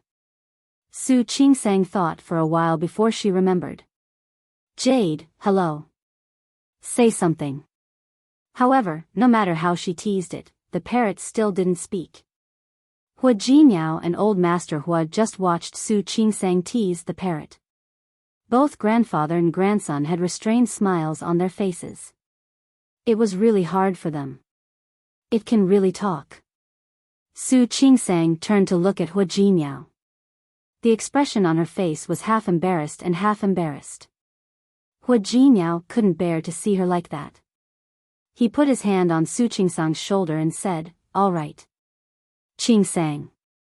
If it can't talk, then it can't. It doesn't matter." How could it not matter? Su Qingsang was anxious. It can really talk. Okay. It can talk. Hua Jinyao didn't argue with Su Qingsang. He had a feeling that Su Qingsang had been tricked by the boss. Su Qingsang originally wanted to give old Master Hua a surprise. She didn't expect that the surprise would be gone and it would become a joke. "Qingsang, sit down." Old Master Hua also held back his laughter, not wanting to embarrass Su Qingsang too much.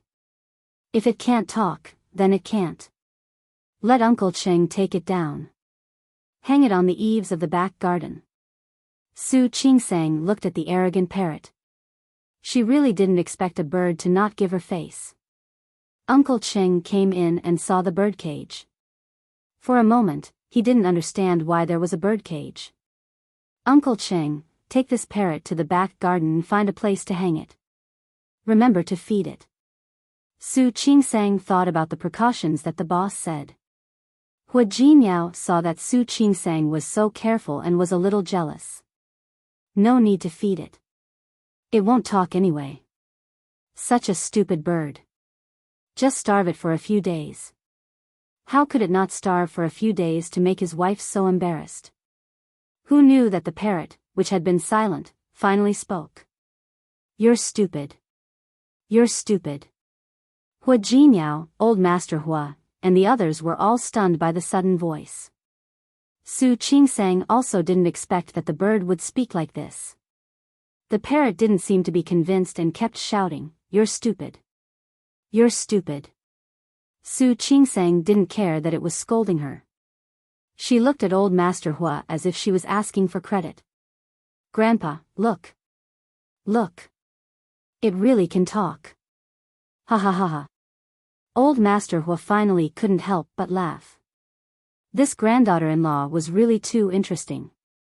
Not only him, but Hua Jinyao also laughed. Su Qingsang blushed because of their laughter. She stood behind Hua Jinyao embarrassedly and didn't speak. "What are you talking about? Why is it so lively?" The sudden voice was a little familiar. Su Qingsang turned around and her eyes suddenly widened. Chapter 492. Old Master Hua was so happy about the gift that Su Qingsang had just given him. The smile on his face grew brighter when he saw who it was. "Yichen is here. Come here. Uncle."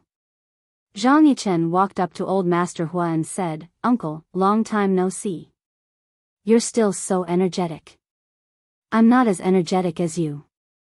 Old Master Hua looked Zhang Yichen up and down. He was in his 30s and had a steady aura about him. The muscles and tall figure that he had trained in the army were clearly different from ordinary people. "You. The last time your mother came, you didn't come with her. They have their business to attend to. I won't join in the fun with them." As Zhang Yichen spoke, he saw the parrot and the person standing beside it. His expression froze for a moment, and his eyes swept over Su Qingsang's face. Hua Jinyao was standing next to Su Qingsang when she came in. He was taller than Su Qingsang, so he blocked most of her body. When he stood in front of Hua Jinyao, he could see clearly. "Jinyao, this is..." He already had an answer in his heart, but he couldn't help but ask again.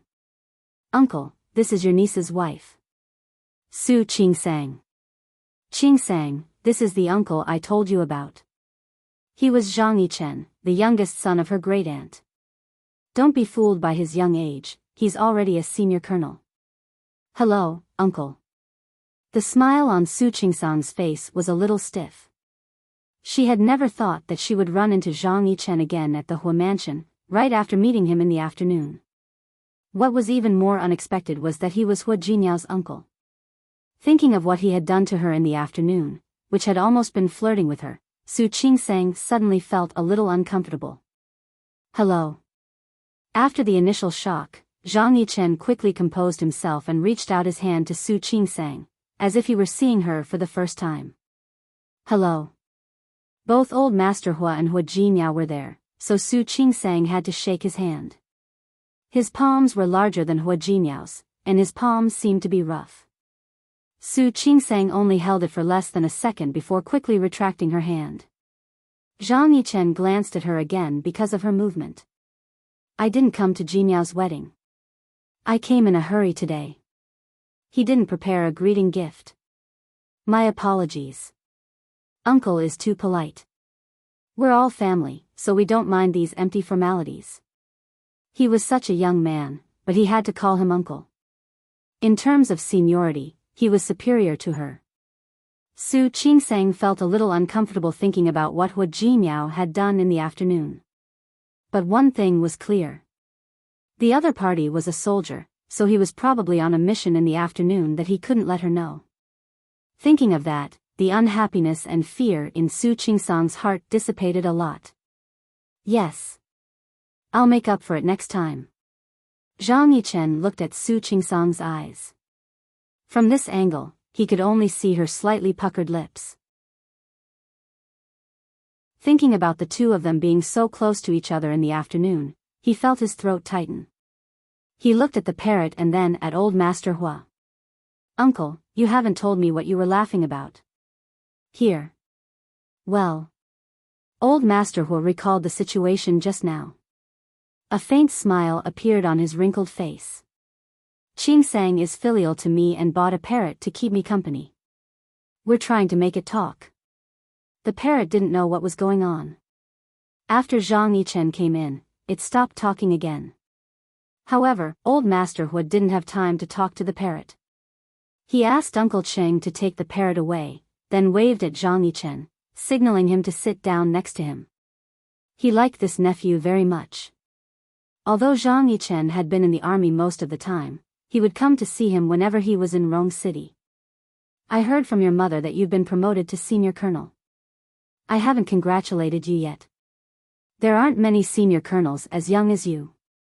There aren't many, but it's not like there aren't any. Besides, they have to respect my father, so it's not a big deal.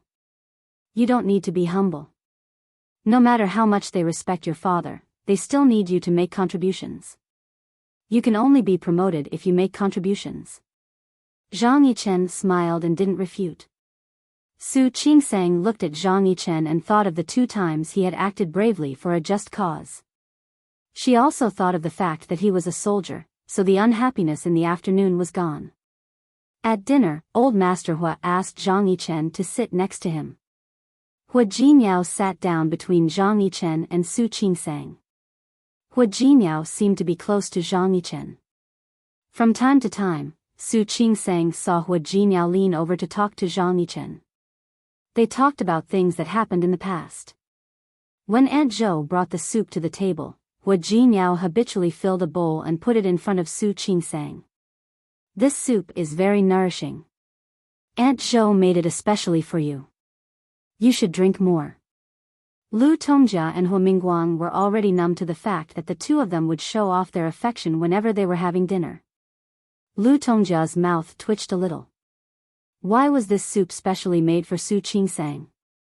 Aunt Zhou had made it because she hadn't been in good spirits these days. Lu Tongjia moved her lips. She wanted to say something, but she chose to stay silent when she saw Zhang Yichen. Hua Mingguang didn't say anything either. After all, they were both tired of seeing this scene. Zhang Yichen was the only one who had never seen it before. He sat next to Hua Jinyao and watched him fill Su Qingsang's bowl with soup and put food in her bowl. This was the Hua Jinyao he had never seen before, and this was the Su Qingsang he had never seen before. He remembered the cunning look on Su Qingsang's face when she faced the blackmailer's family in the hospital. He remembered the mischievous tone she used to ask him if he was being blackmailed again when he sent the family to the hospital. And this afternoon, she was clearly scared but tried to stay calm. She looked at him with a guarded expression. His heart beat faster uncontrollably. He lowered his head and focused on the food in front of him. He clearly knew that she was his niece-in-law, but in those few short meetings, he could not get her image out of his mind. "Ichen, how long can you stay in Rome City this time?" Old Master Hua's voice brought Zhang Yichen back to his senses. 3 days. Then stay at home. Old Master Hua had spoken. Zhang Yichen wanted to refuse, but he saw Su Qingsang put food in Hua Jinyao's bowl with her chopsticks. Surprisingly, he didn't object. Old Master Hua was very happy. He asked Uncle Cheng to clean up the room.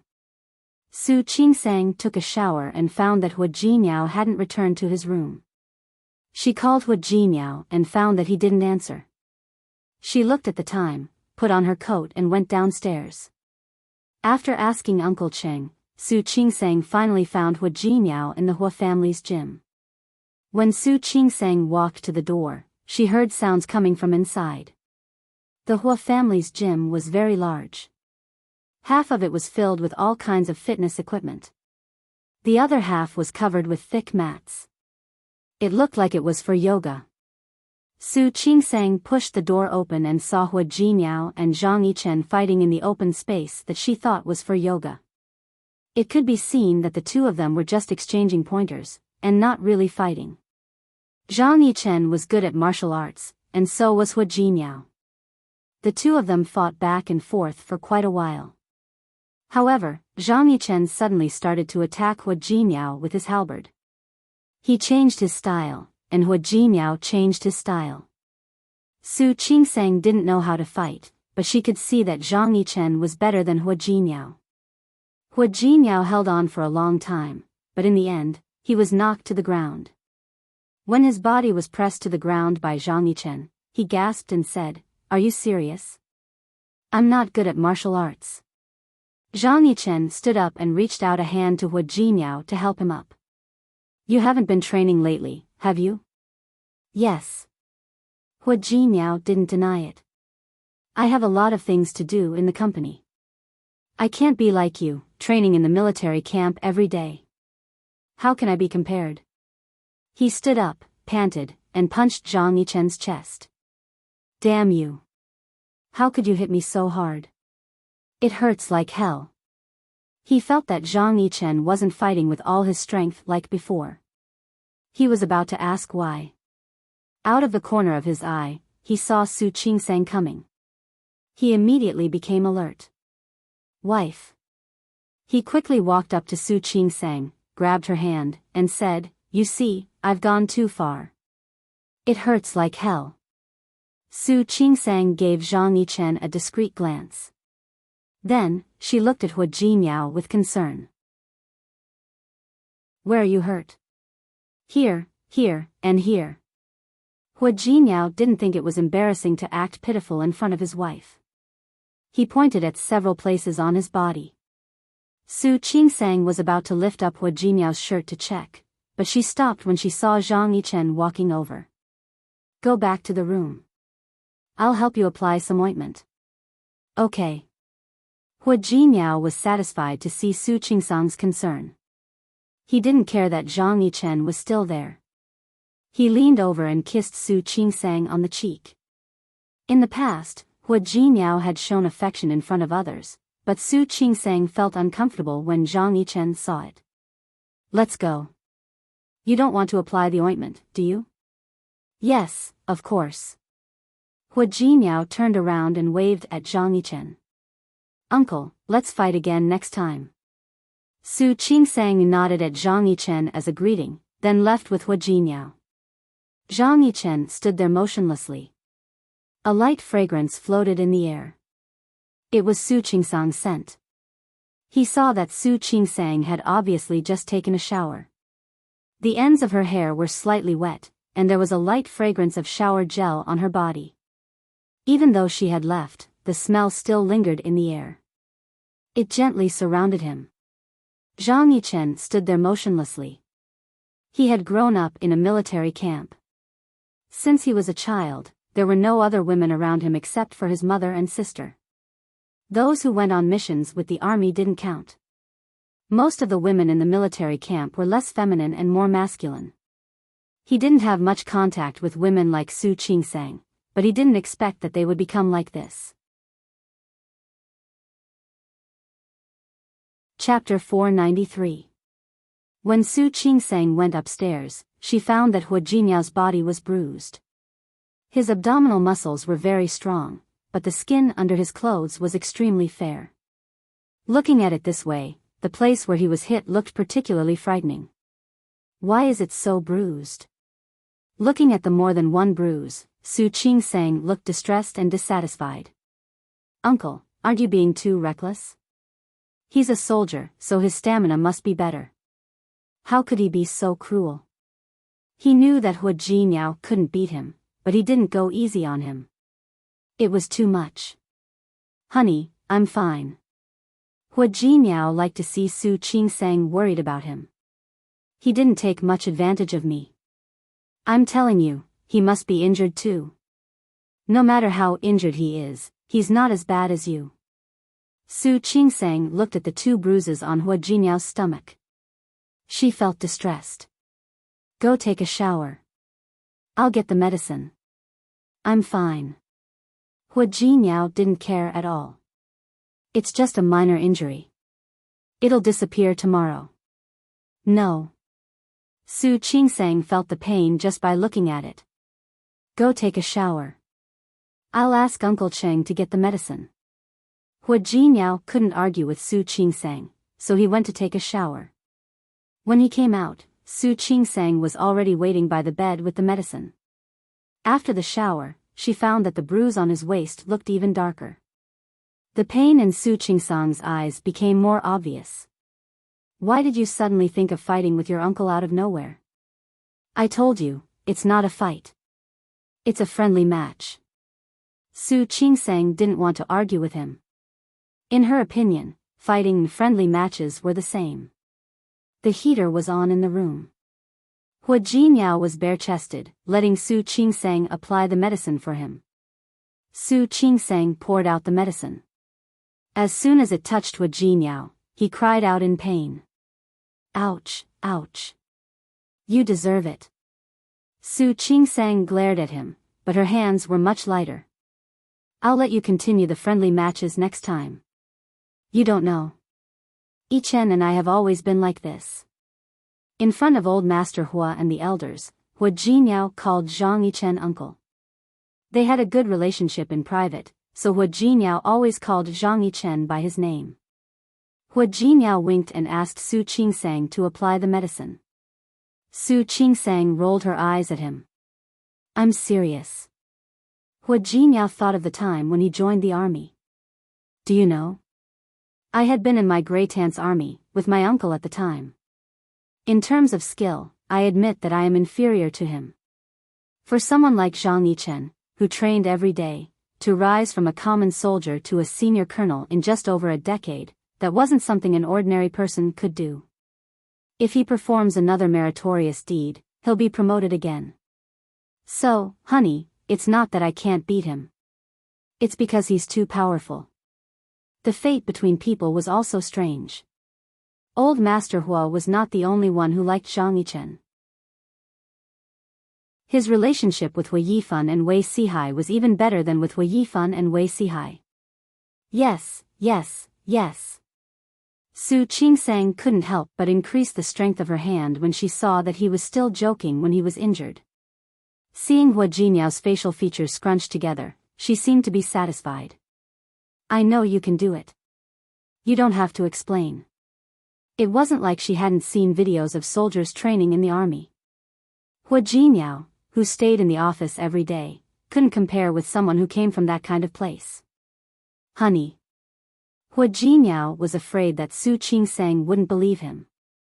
I'm serious. Zhang Yichen is so powerful because he comes from a different family. If I were in the army, I'd be better than him.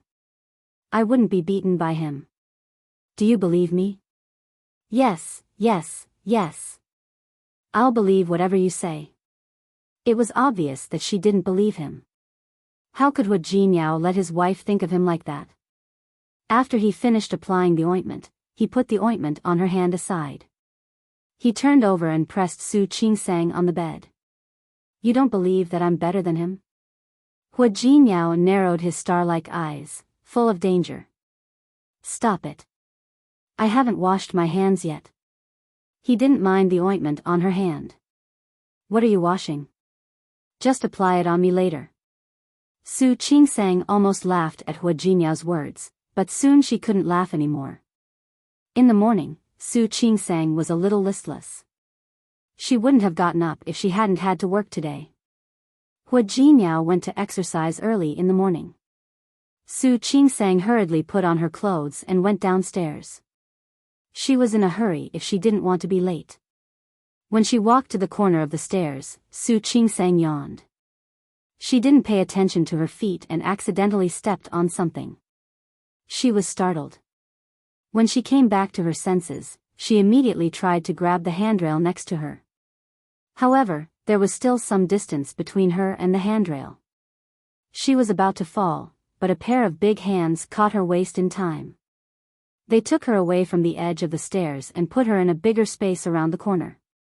Su Qingsang steadied herself. She patted her chest with lingering fear. When she saw the muscular chest in front of her, she suddenly realized what was going on. Hu Jinyao was working out in the gym downstairs. Who was holding her now?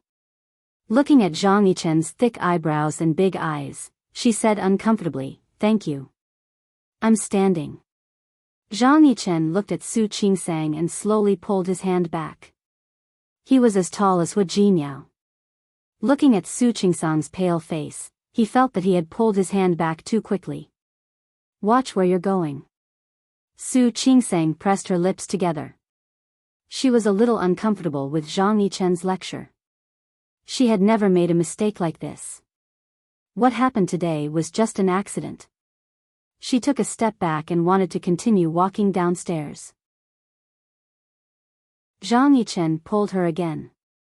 Be careful. The stairs were behind her. Did she want to fall again? Thank you.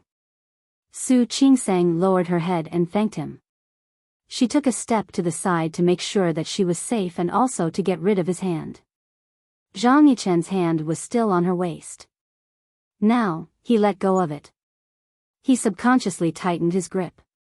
His eyes never left Su Qingsang's face. Be careful. I know. Thank you. Su Qingsang didn't say anything to him. She turned around and went downstairs. This time, she lowered her head and stared at the stairs. Zhang Yichen also wanted to go downstairs, so he followed Su Qingsang. Su Qingsang wanted to walk faster, but she felt that it would be too deliberate. She might as well walk like this. She was so focused on the stairs that she didn't notice that Zhang Yichen was very tall and that he was walking behind her. Because of this, he could easily see the marks on her neck from his angle.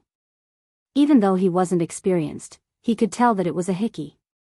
The marks on the back of her neck could only have been left by Hu Jinyao. Zhang Yichen's eyes darkened again because of this annoying thing. At the end of the stairs on the second floor, Lu Tongjia watched the scene. She clenched her fists so hard that they turned white. Zhang Yichen would stay in Rong City for 3 days. Therefore, he would stay at the Hu mansion for those 3 days. Because of this, Hu Jinyao drove to pick Su Qingsang up every day and drove her for more than an hour back to the Hu mansion. The third day happened to be a Saturday. Su Qingsang didn't have to go to work. She woke up early in the morning and practiced Tai Chi with Old Master Hua. After practicing for a while, she had become good at it. However, she didn't use much strength. Old Master Hua kept saying that she ate too little. She needed to eat more. Grandpa, I'm a girl. Please don't say that I don't eat enough. Compared to other people, I eat a lot. You're still too thin. You need to be fatter. Old Master Hua was a little unhappy before, but after hearing his grandson's explanation, he didn't care about his anger anymore. He knew that Hu Jinyao didn't get along with his mother. Hu Jinyao didn't want to have children. However, Lu Tongjia blamed Su Qingsang for it. Old Master Hua was old. All he wanted was to keep the family together. He didn't want to worry about these small things anymore. Before Su Qingsang could say anything, she heard "Grandpa, Grandpa" from the eaves in the distance. It was the parrot from before. It didn't want to talk when it first arrived. In the past 2 days, no one had talked to it, so it kept talking. Old Master Hua laughed again. What a noisy bird. He didn't expect Su Qingsang to give him a parrot. That was really a little noisy. Su Qingsang was worried that she had been fooled and that the bird didn't know how to talk. It seemed that she had been thinking too much. Uncle. The sudden voice made the smile on Su Qingsang's face fade a little. She turned around, saw Zhang Yichen, and nodded slightly. Uncle. When she saw Hua Jinyao, she immediately smiled again. She took a step forward and hooked her arm around his. Finished working out? Yes. Hua Jinyao nodded. He looked at Su Qingsang with love in his eyes. Zhang Yichen stood next to them, watching them love each other. The way Hua Jinyao called Hua Jinyao uncle clearly separated them into 2 different generations. Yes. Zhang Yichen glanced at Su Qingsang, then turned to Old Master Hua. Uncle, what were you talking about? Why did you sound so happy? I was talking about this bird. It's noisy. Old Master Hua thought the parrot was quite funny. You're noisy. You're noisy. The bird usually stayed in the flower and bird shop. It had been trained by the owner to be very smart. Now it was quarreling with people. Su Qingsang couldn't help but want to laugh. However, because Zhang Yichen was standing next to her, she stopped laughing. Hua Jinyao couldn't help but raise his hand to rub the top of her head. It knows how to quarrel with people. I don't know. Su Qingsang looked at the bird hanging under the eaves and thought it was quite funny. Anyway, when I tease it, it doesn't talk. But when someone scolds it, it gets excited. Seems like it's a stupid bird. Hua Jinyao gave the bird a stare as he spoke. Stupid bird. As expected, the parrot suddenly became angry. It fluttered in the cage and said, "You're stupid. You're stupid. Ha ha ha ha." This time, both Old Master Hua and Hua Jinyao laughed. The corners of Zhang Yichen's mouth turned up a little. He turned to look at Su Qingsang. With this uncle, you won't be lonely anymore. Nice gift, niece-in-law. Chapter 494. Ignoring Zhang Yichen, Su Qingsang only had eyes for Hua Jinyao. Jinyao, let's go eat. I'm hungry. Okay. Hua Jinyao greeted Old Master Hua and Zhang Yichen, then put his arm around Su Qingsang's waist and walked to the dining room. Zhang Yichen turned around to help Old Master Hua. Uncle, let's go eat too. Okay. Old Master Hua didn't think too much. The 2 of them followed Su Qingsang and Hua Jinyao. Su Qingsang was talking to Hua Jinyao in a low voice. The parrot had made a lot of jokes in the past few days. She had wanted to buy it to say something auspicious. However, it refused to say anything auspicious and was very good at quarreling. She didn't expect it to do that. She even felt embarrassed. Hua Jinyao thought it was funny. It was fun to have a bird like that. Zhang Yichen helped Old Master Hua up and talked to him, but his eyes were fixed on Su Qingsang. He also saw the faint smile on her face when she talked to Hua Jinyao. She wasn't stunning, but her eyes were full of flirtatious charm. Zhang Yichen saw the flirtatious charm unintentionally. There was a faint flame dancing in his eyes. However, that ball of flame was quickly suppressed by him. Zhang Yichen only stayed at the Hua mansion for 3 days, then went back to the army. After Su Qingsang found out who he was, she turned the matter over. She would just treat the previous small conflict as an unintentional act by the other party. She didn't take it seriously. So, when she got off work, she was surprised to see Zhang Yichen suddenly appear in front of her office. It was already time to get off work, and the other doctors had left. There were still 2 doctors on duty in the office. When Su Qingsang saw him, she called him uncle. The other 2 doctors didn't pay attention to her. "What's up, uncle?" Su Qingsang looked at Zhang Yichen and knew that he had something to say. She picked up her bag and stood outside the office. "You're off work?" "Yes." "That's good. Come with me." Zhang Yichen was about to take Su Qingsang's hand when he spoke. She quickly stepped back and looked at Zhang Yichen, her eyes full of disapproval. "Uncle, what's the matter?" Zhang Yichen looked around, thought for a moment, then added, "Can you come with me now? Can I ask for your help? Tell me what's the matter first." Zhang Yichen's voice was soft, but he sounded anxious. "It's urgent. I need a doctor. Now, right now."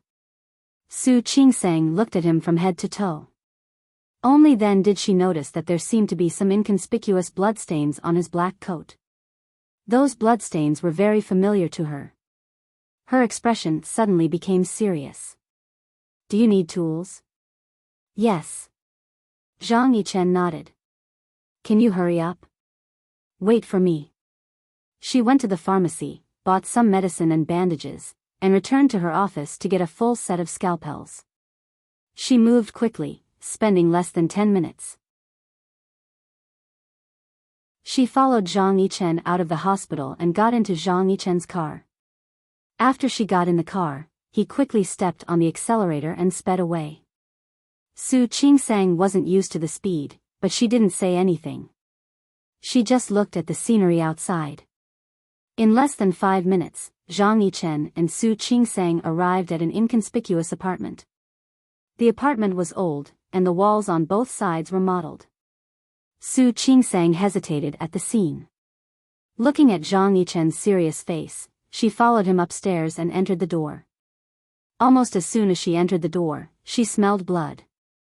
"Save him, hurry up." A man was lying on the bed in the room. Su Qingsang recognized him immediately. He was the man with the crew cut, whom she met in the alley last time. He was shot 3 times. 1 in the arm, 1 in the abdomen, and 1 in the leg. "Why didn't you send him to the hospital?" Su Qingsang asked. She walked up to the man and started to check his wounds. "We can't send him to the hospital." Zhang Yichen didn't explain further. Su Qingsang glanced at him, but didn't say anything. She focused on the man in front of her, who was covered in blood. The wounds on the arm and leg didn't look serious, but the one in the abdomen looked the most serious. The man was lucky.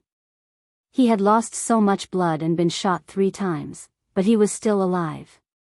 "I wanted to take the bullet out for him, but the bullet went in too deep. I was afraid that I might lose control." The wound was in the abdomen, and it was all internal organs. Zhang Yichen was afraid that he might accidentally cause a second injury, so he asked Su Qingsang for help. "I've already helped him deal with it first. I just bandaged the wound a little. But I need you to take the bullet out." "Got it." Su Qingsang didn't waste any more time. Although she was an obstetrician, she was familiar with stitching wounds. She took off her coat and put it outside, then put all the tools she brought with her on the side of the bed. She bent down, cut open the man's clothes, and started to treat his wound. When she was treating him, she realized that the anesthesia she brought with her was useless. The man had already fainted because of the excessive blood loss. It was fine without anesthesia.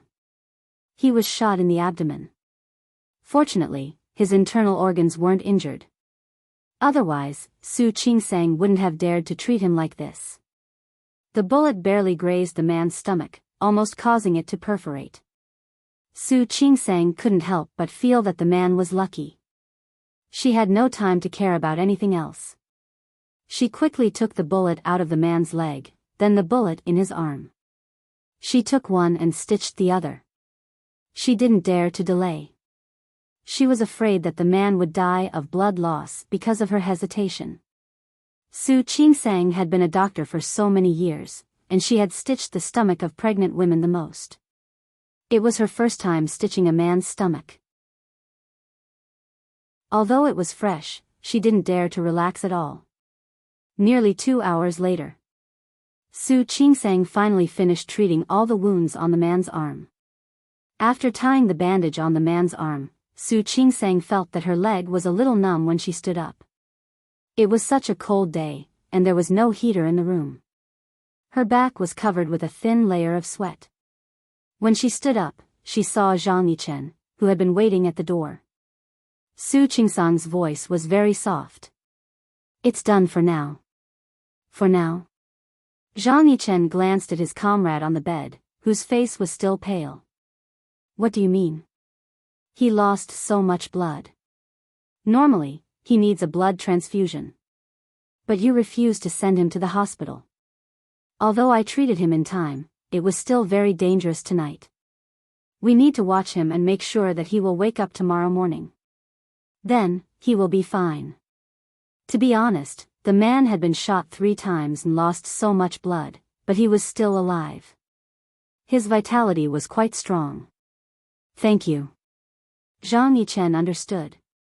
What happened next had nothing to do with Su Qingsang.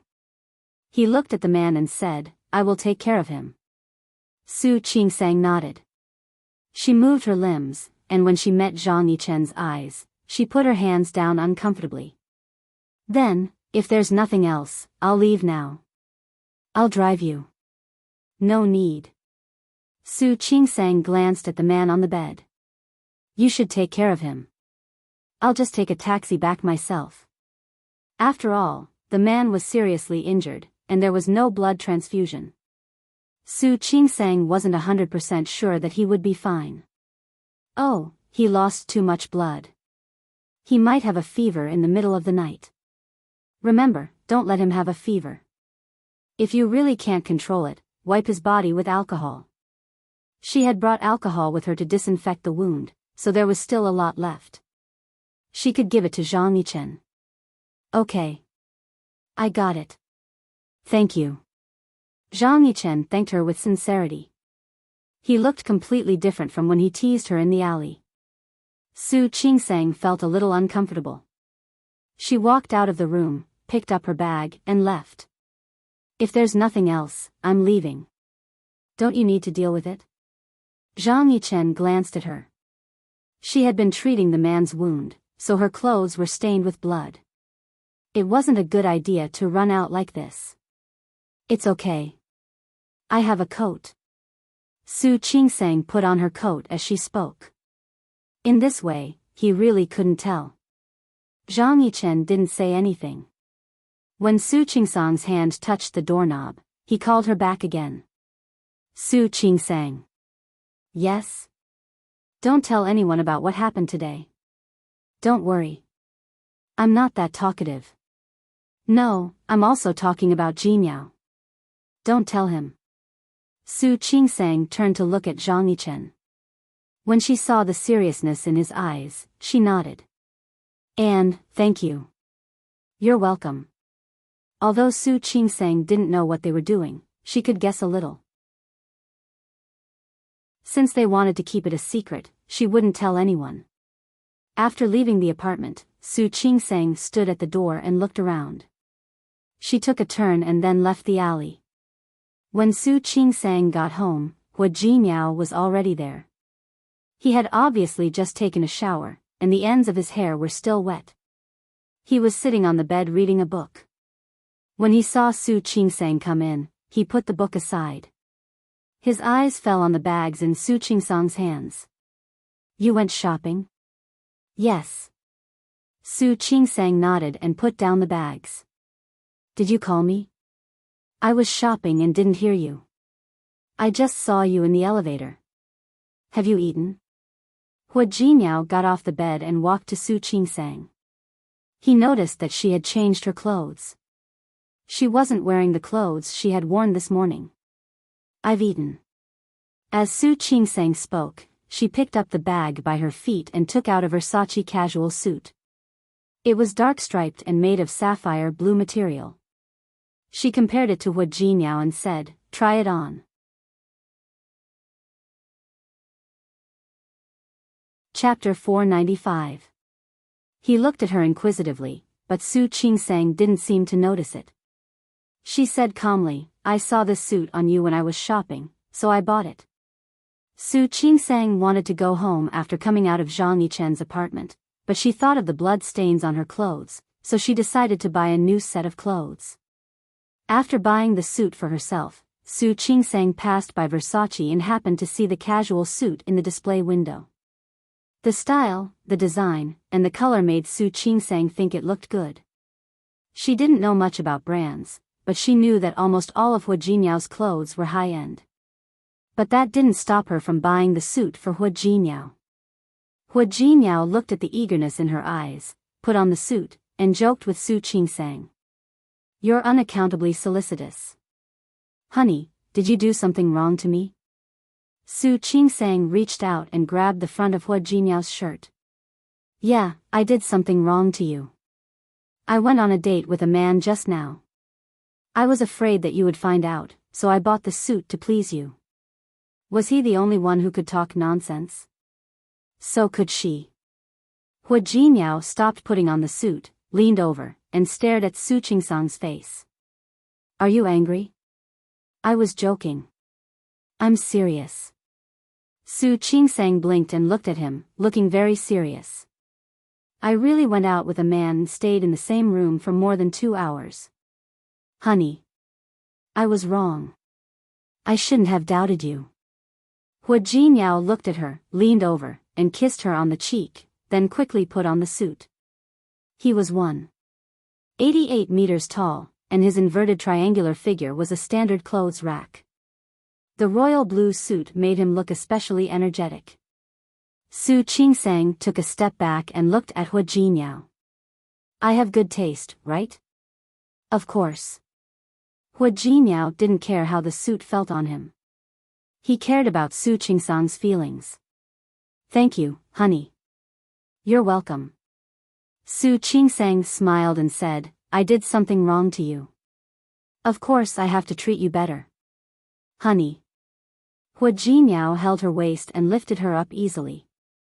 "I told you I was joking. I'm just kidding." Su Qingsang wanted to tell Hu Jinniao about what happened today. However, since Zhang Yichen said that she couldn't tell him, she wouldn't. She didn't know much about the army, but she understood that they had their own discipline. She thought for a long time, but in the end, she didn't tell Hu Jinniao what happened today. Su Qingsang didn't expect to see Zhang Yichen again at the Hu mansion that weekend. It was February in Rong City, and the weather was getting warmer. It had been almost a week since she had helped his friend with his work. Today, Zhang Yichen was wearing a military uniform, which made him look very different. Su Qingsang couldn't help but take a few more glances at him because of his military uniform. Zhang Yichen was handsome as well, but not in the same way as Hu Jinniao. His facial features were more defined, and he had thick eyebrows and big eyes. His tall and strong body made him look energetic. Wearing such a military uniform, he looked like a tall and straight pine tree. Su Qingsang suddenly thought of the news on the internet. Indeed, all the handsome men were handed over to the government. A soldier like that was indeed very handsome. However, as soon as she looked at him, she met Zhang Yichen's eyes. He nodded at her almost imperceptibly as a sign of acknowledgement. Su Qingsang remembered that she had helped him with the wound of the crew cut, and she took it as a gesture of goodwill. She quickly withdrew her gaze and sat across from old Master Hua with Hu Jinniao.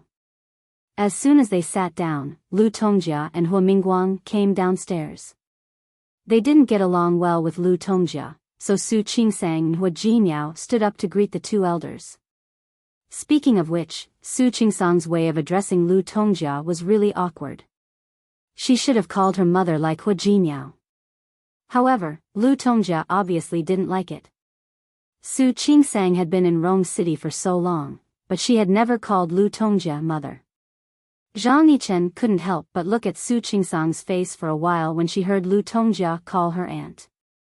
Su Qingsang and Hua Jinmiao didn't notice it.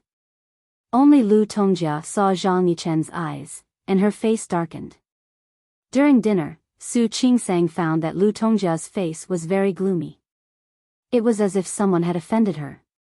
Especially when she looked at Su Qingsang, her eyes were as sharp as knives. She didn't try to hide the dissatisfaction in her eyes. Other than dissatisfaction, there were some other emotions. Not only Su Qingsang, but even Old Master Hua and Zhang Yichen noticed that. I'm full. Lu Tongjia didn't eat much, but she put down her chopsticks and left early.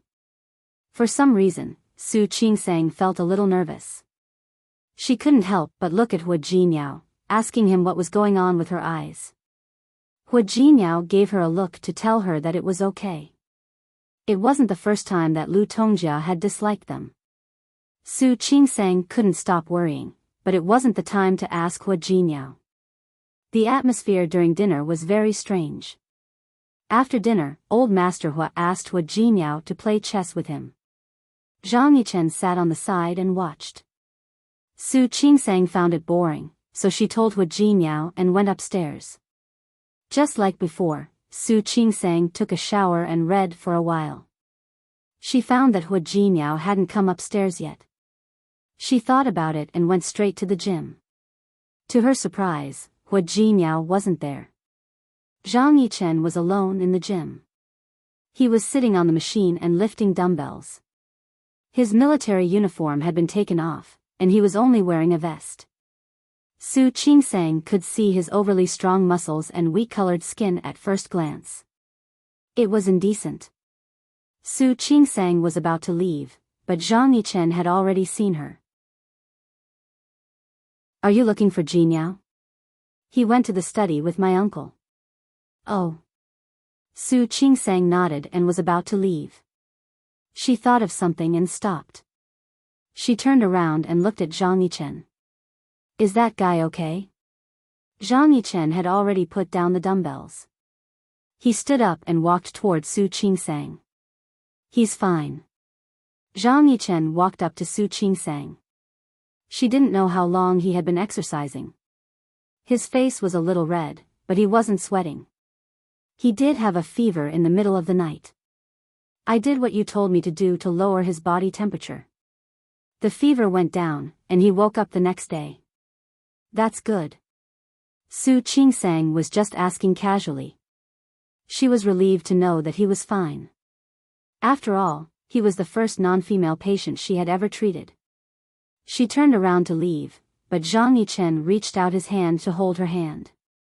Su Qingsang looked at his hand and instinctively stepped back. She stepped back too quickly and tripped over her right foot. Not only did she fail to dodge, but she also fell backwards. The moment she lost her balance, Zhang Yichen quickly caught her. Su Qingsang's body leaned against Zhang Yichen's chest. Su Qingsang quickly stood up with her hands on his chest. Her hands touched his firm chest, and Zhang Yichen's hands were on her waist. Su Qingsang felt uncomfortable being so close to him. She took a big step back after she steadied herself. She looked at Zhang Yichen with an unfriendly gaze. Zhang Yichen seemed to know what she was upset about, but his expression didn't change. I'm sorry. I just wanted to thank you. No need. Su Qingsang's voice was cold. You already said that last time. Yes. He already said that last time. This time, he just wanted to find an excuse to talk to her again. She was very close to him. The familiar aroma from last time rushed into his nose again. It was her aroma. He moved his toes slightly. He almost wanted to step forward and hold her like he did just now. However, Su Qingsang obviously didn't like him. She didn't even say a word to him. She turned around and left. Her footsteps were a little hurried, and she walked a little fast. Zhang Yichen's eyes followed her back until she disappeared around the corner. He couldn't see her anymore. He stood there and took a deep breath. He felt that the aroma didn't go away. Instead, it made him feel more and more distinct. Su Qingsang, he repeated the name in his heart. He was so focused that he didn't notice that Lu Tongjia was standing in the shadows at the other end of the corridor. Seeing the two of them hugging each other, even though she couldn't hear what they were talking about, it was enough for Lu Tongjia to imagine a lot of things. Her face was dark and cold, and she went up the other end of the passage through the kitchen to her room. Lu Tongjia asked Mrs. Su to go to the spa in the afternoon.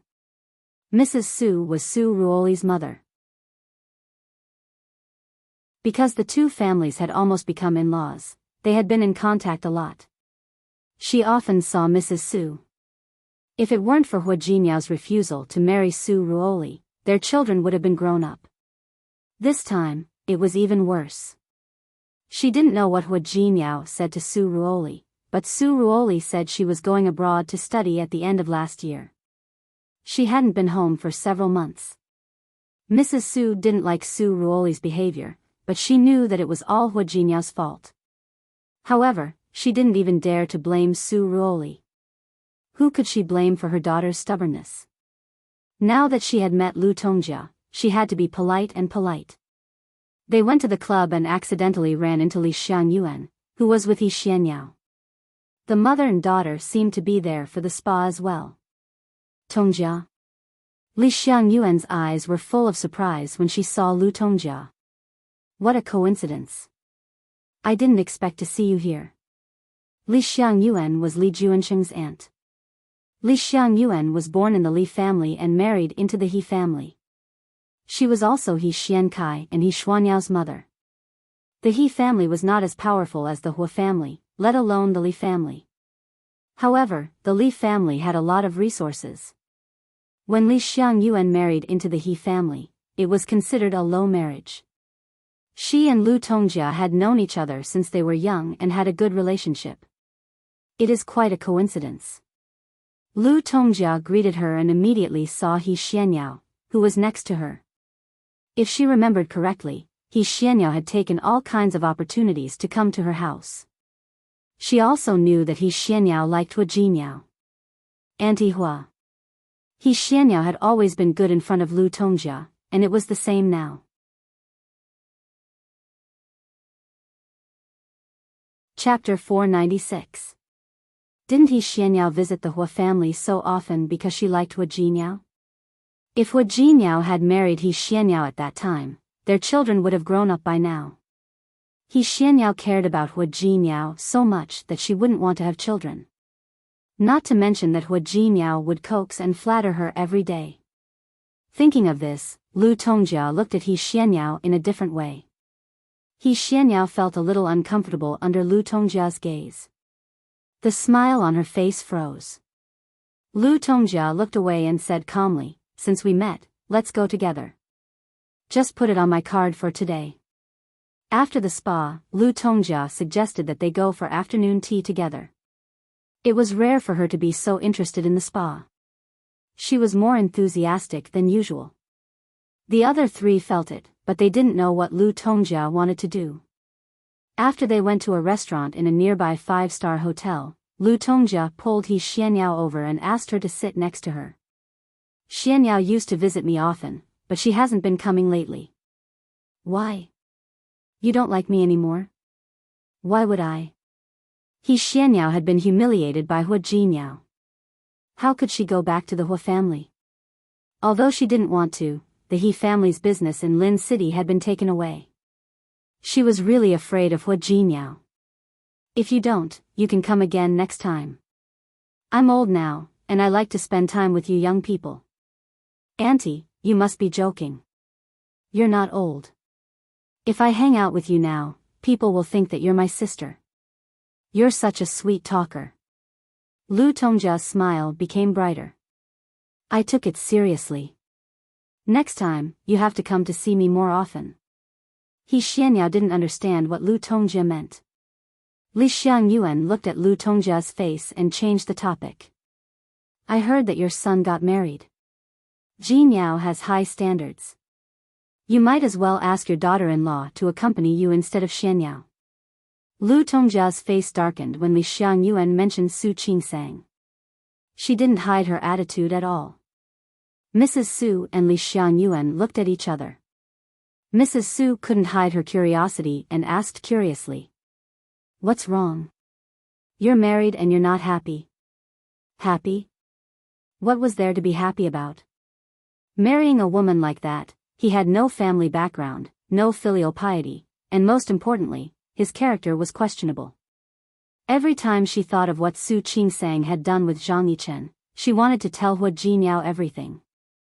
However, she also knew that she didn't have any substantial evidence. Hua Jinyao was so obsessed with Su Qingsang that he wouldn't believe anything she said. She didn't speak, so the other two didn't know where to start. Lu Tongjia didn't want to talk about Su Qingsang. She felt disgusted. When they parted, she held He Xuanyao's hand and kept asking her to play. He didn't forget to say some specious words. She had always wanted a daughter-in-law like He Xuanyao who had a good family background and a good family background. She wouldn't be an illegitimate daughter like Su Qingsang, who recognized her halfway. An illegitimate daughter was an illegitimate daughter, she couldn't be brought to the table. Hua Jinyao was obsessed and treated a blade of grass like a treasure. Lu Tongjia talked for a long time. Seeing that He Xuanyao understood what she meant, she left. As soon as she left, Mrs. Su also left. He Xuanyao sat in her seat and looked at Li Xiangshuan. She was confused. Mom, what do you think Auntie Hua meant? I think she's dissatisfied with her daughter-in-law and wants Hua Jinyao to find another one. That's impossible. She had heard a lot about the relationship between Hua Jinyao and Su Qingsang in Lin City, even though she didn't see them every day.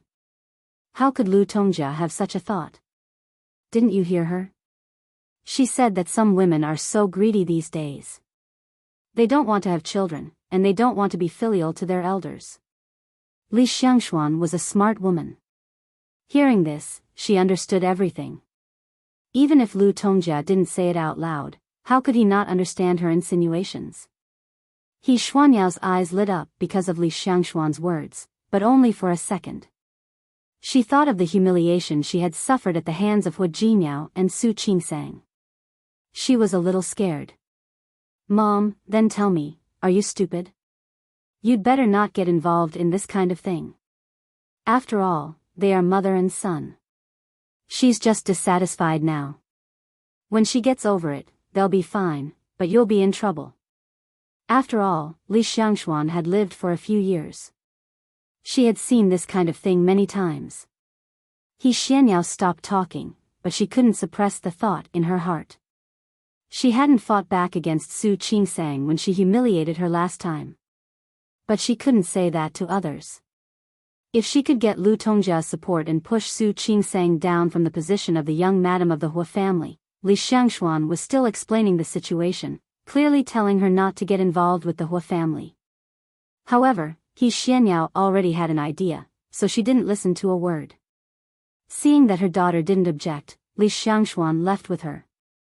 After these people left, the place became quiet. But no one noticed that behind them, there was a spot that was blocked by a potted plant. Su Peijian sat there, and the smile on her face looked very strange. Su Qingsang had slowly adapted to life in Rong City. Other than when she was on duty, she would go back to the Hua family with Hua Jinyao on weekends to spend time with old Master Hua. Although Lu Tongjia still didn't like her, she was mentally strong and didn't take Lu Tongjia's dislike to heart. As Hua Jinyao said, as long as old Master Hua was on their side, it didn't matter how much Lu Tongjia didn't like her. As for Zhang Yichen, he disappeared again after that day. Hua Jinyao mentioned that he went back to the army. Hua Jinyao seemed to be really close to this uncle of his. She could hear the closeness in Hua Jinyao's words. In fact, not only Hua Jinyao, but old Master Hua also liked this nephew very much. Every time Zhang Yichen was mentioned, he was full of praise. Su Qingsang didn't know if it was an illusion, but every time old Master Hua and Hua Jinyao talked about Zhang Yichen, she always saw Lu Tongjia's face darken. Gradually, Su Qingsang figured out that Lu Tongjia didn't like Zhang Yichen, her cousin. However, what was the reason for this? At night, when they were sleeping, Su Qingsang rubbed her face against Hua Jinyao's chest and looked up at him. She wanted to say something, but didn't. She mentioned her doubts to Hua Jinyao. Hua Jinyao looked at her with a smile on his face. Do you care about my mother or my uncle? Do you care about my uncle? I don't care about either. Lu Tongjia didn't like Su Qingsang. She always talked to her like that. As for Zhang Yichen, there was a misunderstanding between them. Su Qingsang later found out that he was just trying to scare her, but she still felt uncomfortable. She wanted to stay far away from him. She only asked out of curiosity. I'm just curious. Hua Jinyao didn't care about her curiosity. He put his arms around her and rested his chin on Su Qingsang's head. My mother doesn't even like her own son. How could she like my uncle? He said in a low voice. Su Qingsang said almost without thinking, then, why does your mother dislike you? It was so strange. She knew it since she came to Rong City. Lu Tongjia didn't like Hua Jinyao at all, and it was unreasonable. Hua Jinyao was Lu Tongjia's only son. He was also the eldest son of the Hua family. Why didn't Lu Tongjia like him? Even though Su Qinghui loved Su Peijian, he didn't dislike Su Yusen. Even though she was an illegitimate daughter at that time, Su Qinghui just ignored her.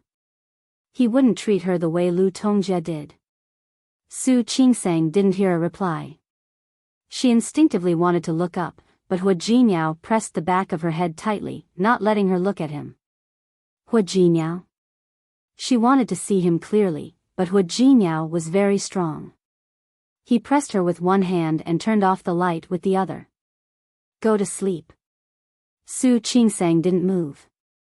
She could hear that Hua Jinyao's voice was much softer than before, but she didn't understand why. Jinyao? Go to sleep. Hua Jinyao put his arms around her and lay down. He put his arms around her waist. The light in the room had been turned off. She couldn't see his expression, and she had no way of knowing what he was feeling. Since he didn't want to answer that question, Su Qingsang didn't ask. She put her arms around his waist and rubbed her face against his chest. She didn't ask again. Hua Jinyao didn't say anything. He felt the soft body of the person in his arms pressed tightly against him. She still had shower gel on her body, and there was a faint fragrance mixed with her own. He took a deep breath. He felt that his heartbeat, which had been disordered because of Su Qingsang's question, slowly returned to normal. Su Qingsang had been busy the whole day, so she was sleepy. She closed her eyes and fell asleep not long after. Hua Jinyao couldn't fall asleep. Listening to Su Qingsang's steady breathing in the dark, he slightly tightened his arms. After he fell asleep, he didn't hold her so tightly anymore. That night, the nightmare came again. The small, dark room. It was a mess everywhere. He ran in a panic, and behind him, the footsteps were getting closer and closer. Finally, an enlarged, extremely ferocious face came closer. The voice that came out of his mouth had troubled him for more than 20 years. Go to hell. Go to hell, the chaotic images that kept flashing through his mind, as well as the words, go to hell. It made Hua Jinyao fall into a nightmare.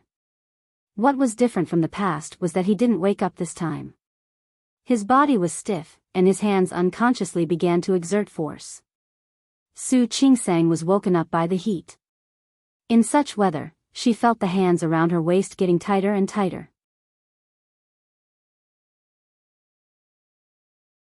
Chapter 497. Before she was fully awake, Su Qingsang heard some heavy breathing in the room. She raised her head. She couldn't see Hua Jinyao's expression clearly in the dark, but she could feel that his breathing was heavy. Su Qingsang raised her hand to turn on the bedside lamp and found that Hua Jinyao was sweating. She had never seen Hua Jinyao like this. Jinyao? Hua Jinyao? There was no response. Hua Jinyao's brows were tightly knitted, and his face was abnormally red. More and more sweat appeared on his forehead. Su Qingsang could tell that Hua Jinyao was in a terrible nightmare at the moment. Su Qingsang reached out to pat his face. Hua Jinyao seemed to pause for a moment, but soon he frowned again. Hua Jinyao? Su Qingsang called again, but found that Hua Jinyao showed no signs of waking up. She leaned over, held his face with both hands, and kissed his lips hard. At first, Hua Jinyao's body was very stiff, but slowly he relaxed. Later, his forehead stopped sweating, and then he woke up. When he opened his eyes and saw what Su Qingsang was doing to him, Hua Jinyao was stunned for a moment. "You're awake?" It was the first time Su Qingsang saw Hua Jinyao like this, and she was really scared. "Are you okay?" Hua Jinyao blinked and thought of the nightmare. He reached out and held Su Qingsang in his arms. "Did I scare you?" "No." Su Qingsang was worried about him. She propped herself up and looked at his face. His forehead was still sweating. She reached out and took a tissue from the bedside table to wipe his sweat. Hua Jinyao let her do whatever she wanted and looked at her beautiful face, which was right in front of him. He suddenly flipped over and pressed her under his body. He lowered his head and kissed her lips heavily. It was different from the gentleness she had when she kissed him just now. His kiss was fierce, domineering, and lingering. Ever since the two of them got together, Su Qingsang hadn't seen Hua Jinyao so fierce for a long time. She closed her eyes and let him do whatever he wanted. She felt that he was filling her and becoming one with her. He was crazier than ever before. She responded by wrapping her arms around his waist so that he could indulge more. When it was all over, both of them were sweating. However, Su Qingsang was not in a hurry to take a shower. He was still on top of her, and her hand was still on his back. "Are you all right?" Su Qingsang sounded a little nervous. Hua Jinyao remained silent. He buried his face into Su Qingsang's neck. She felt his breath brushing against the skin of her neck. It was a little itchy and a little hot. He did not say anything, and she did not rush him. Subconsciously, she gently stroked his sweaty back. Again and again, she gently patted his back as if she was coaxing a child. Hua Jinyao closed his eyes and took a deep breath. "I'm fine." What could have happened to him? It was all in the past. He was no longer that child. He had grown up. Su Qingsang's lips moved. She wanted to ask him what had happened. She wanted to ask him what he was dreaming about. But in the end, she didn't ask anything. She gently patted his back until she was tired and fell into a deep sleep. Hua Jinyao propped himself up after she fell asleep and looked at her little face, which was flushed because of the entanglement just now. He lowered his head and gently kissed her on the forehead. He carefully turned over and held her in his arms. He found a relatively more comfortable position so that she could sleep better. He stopped thinking about the nightmare and the hideous face in the dream. Hua Jinyao did not have any more dreams. Su Qingsang observed him for a few more nights after that day, but she did not see Hua Jinyao have any more nightmares. Of course, it was also possible that he had a nightmare, but she did not notice it. After all, she slept very well most of the time. If she slept too deeply, even if he had a nightmare, she might not know. But after that day, Su Qingsang did not ask Hua Jinyao about the dream that night. After returning to the apartment in the city, Hua Jinyao became even busier. During this period of time, he had several times more social engagements than before. Sometimes, he would ask her, but most of the time, she did not like to go to social engagements. Hua Jinyao did not force her.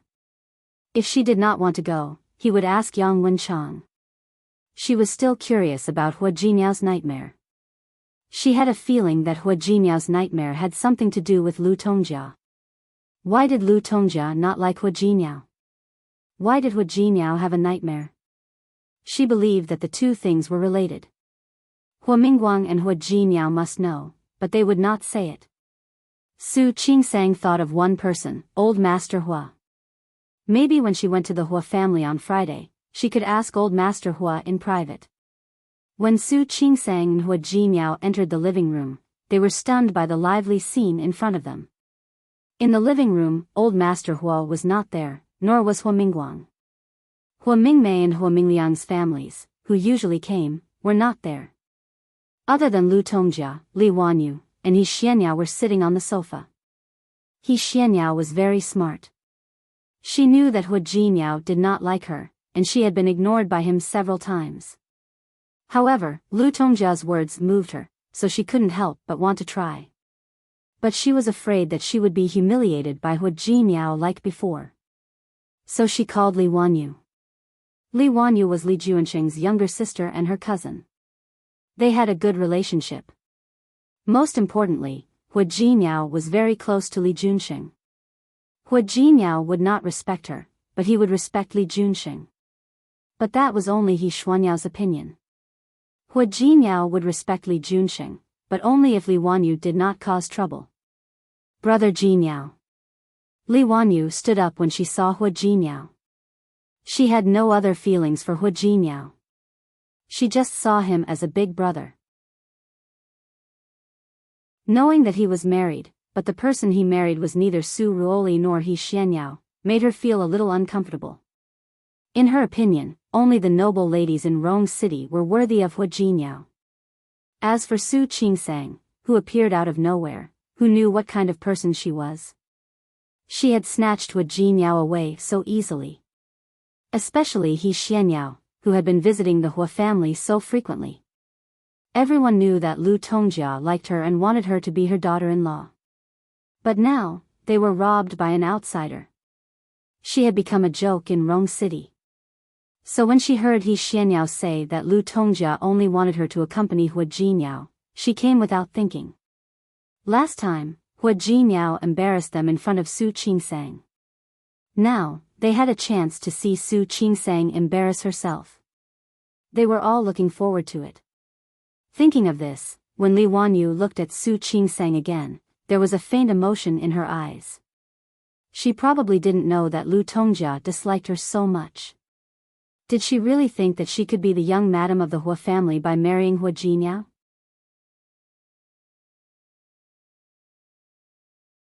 Chapter 498.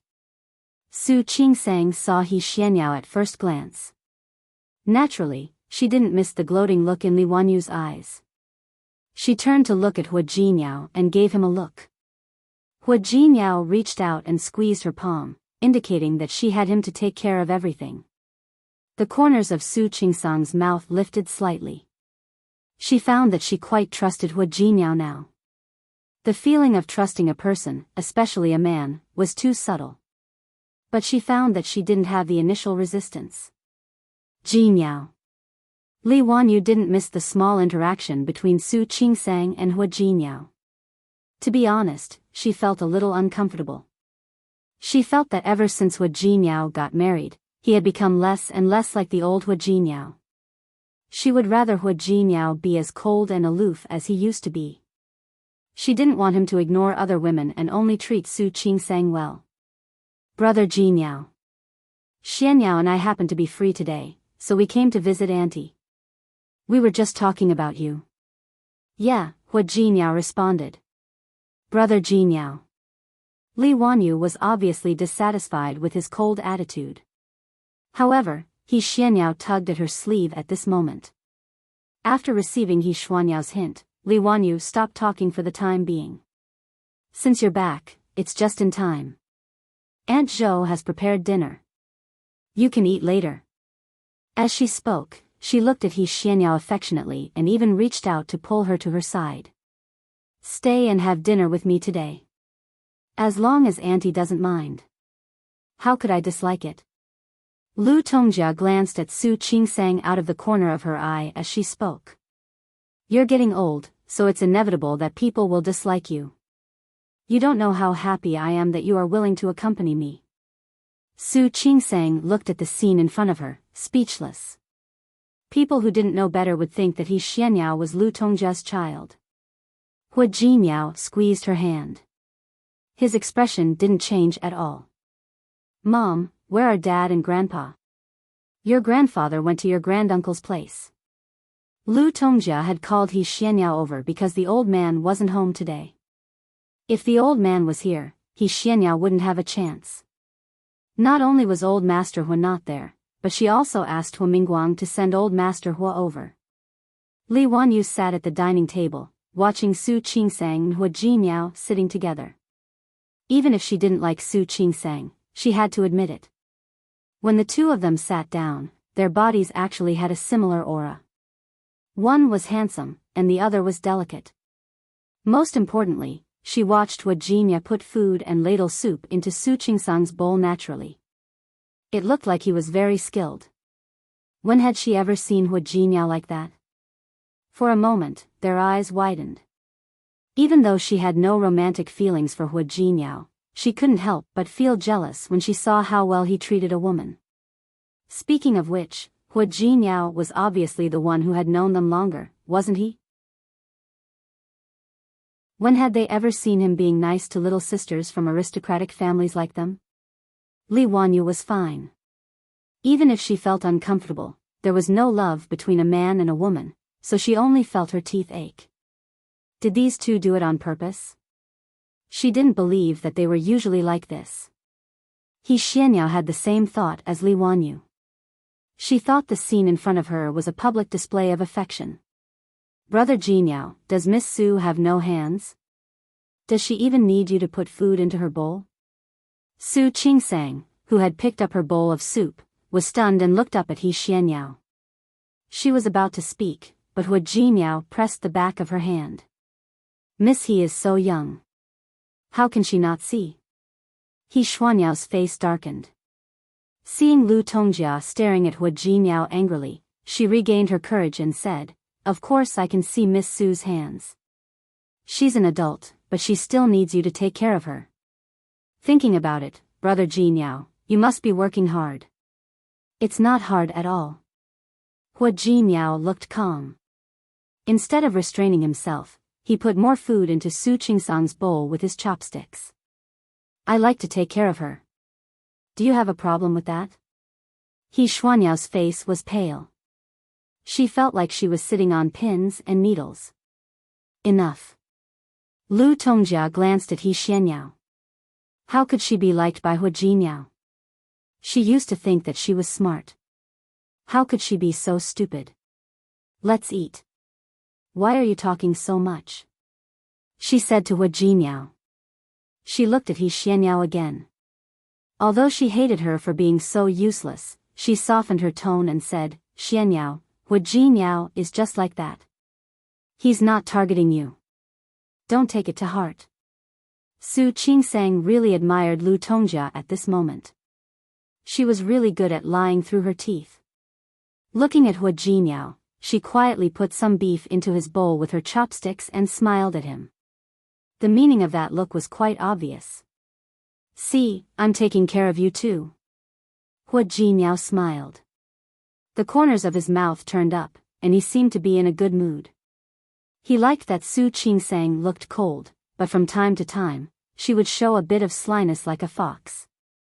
The interaction between the two of them seemed to be carried out quietly. But they weren't blind. Li Wanyu looked at Hua Jinyao and Su Qingsang, then looked at He Xianyao.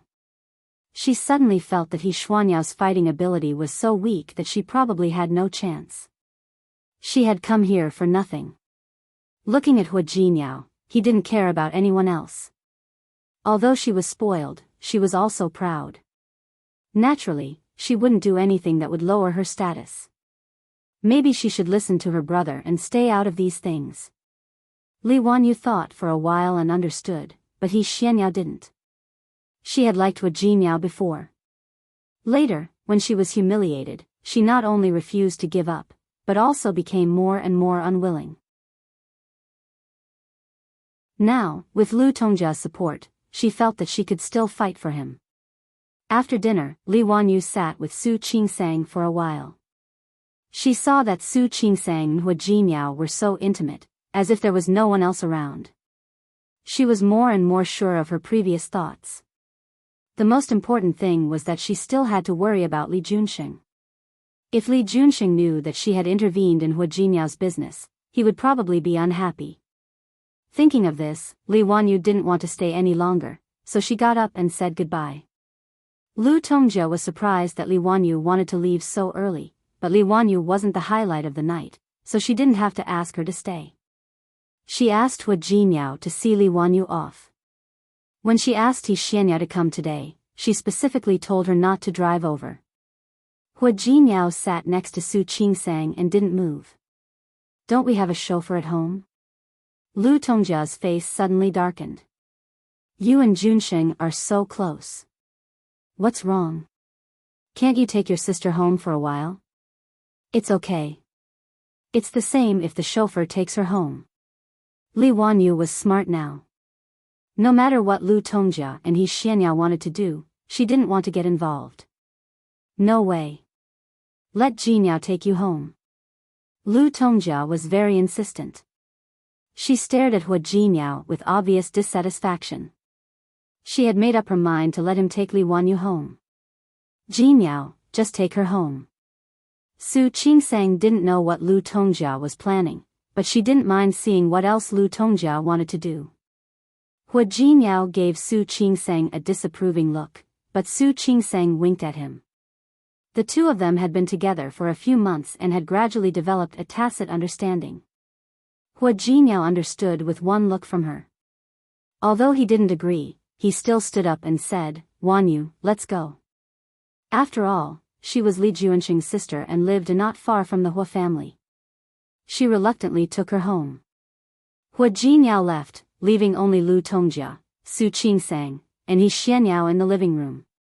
Lu Tongjia held He Xianyao hand and talked to her affectionately. Su Qingsang looked at the two of them, who were as warm as mother and daughter. Not only did she not feel annoyed, but she also found it interesting. He Xianyao was a little proud at first. But this smugness soon disappeared. Su Qingsang didn't look sad at all. She didn't even look aggrieved. Instead, she looked like she was watching a good show. Didn't she care about Lu Tongjia's feelings for her at all? She didn't know that Su Qingsang was really strong-willed. As an illegitimate daughter, she was ignored by Li Qianxue and looked down on by the servants of the Li family. Compared to them, Lu Tongjia's case was nothing. Lu Tongjia looked at Su Qingsang's calm face, and her anger rose little by little.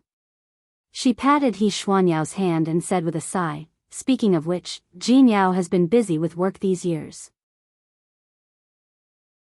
Thank you for coming here to keep me company. Auntie, you're welcome. I'm not being polite. I really like you. Lu Tongjia glared at Su Qingsang as she spoke.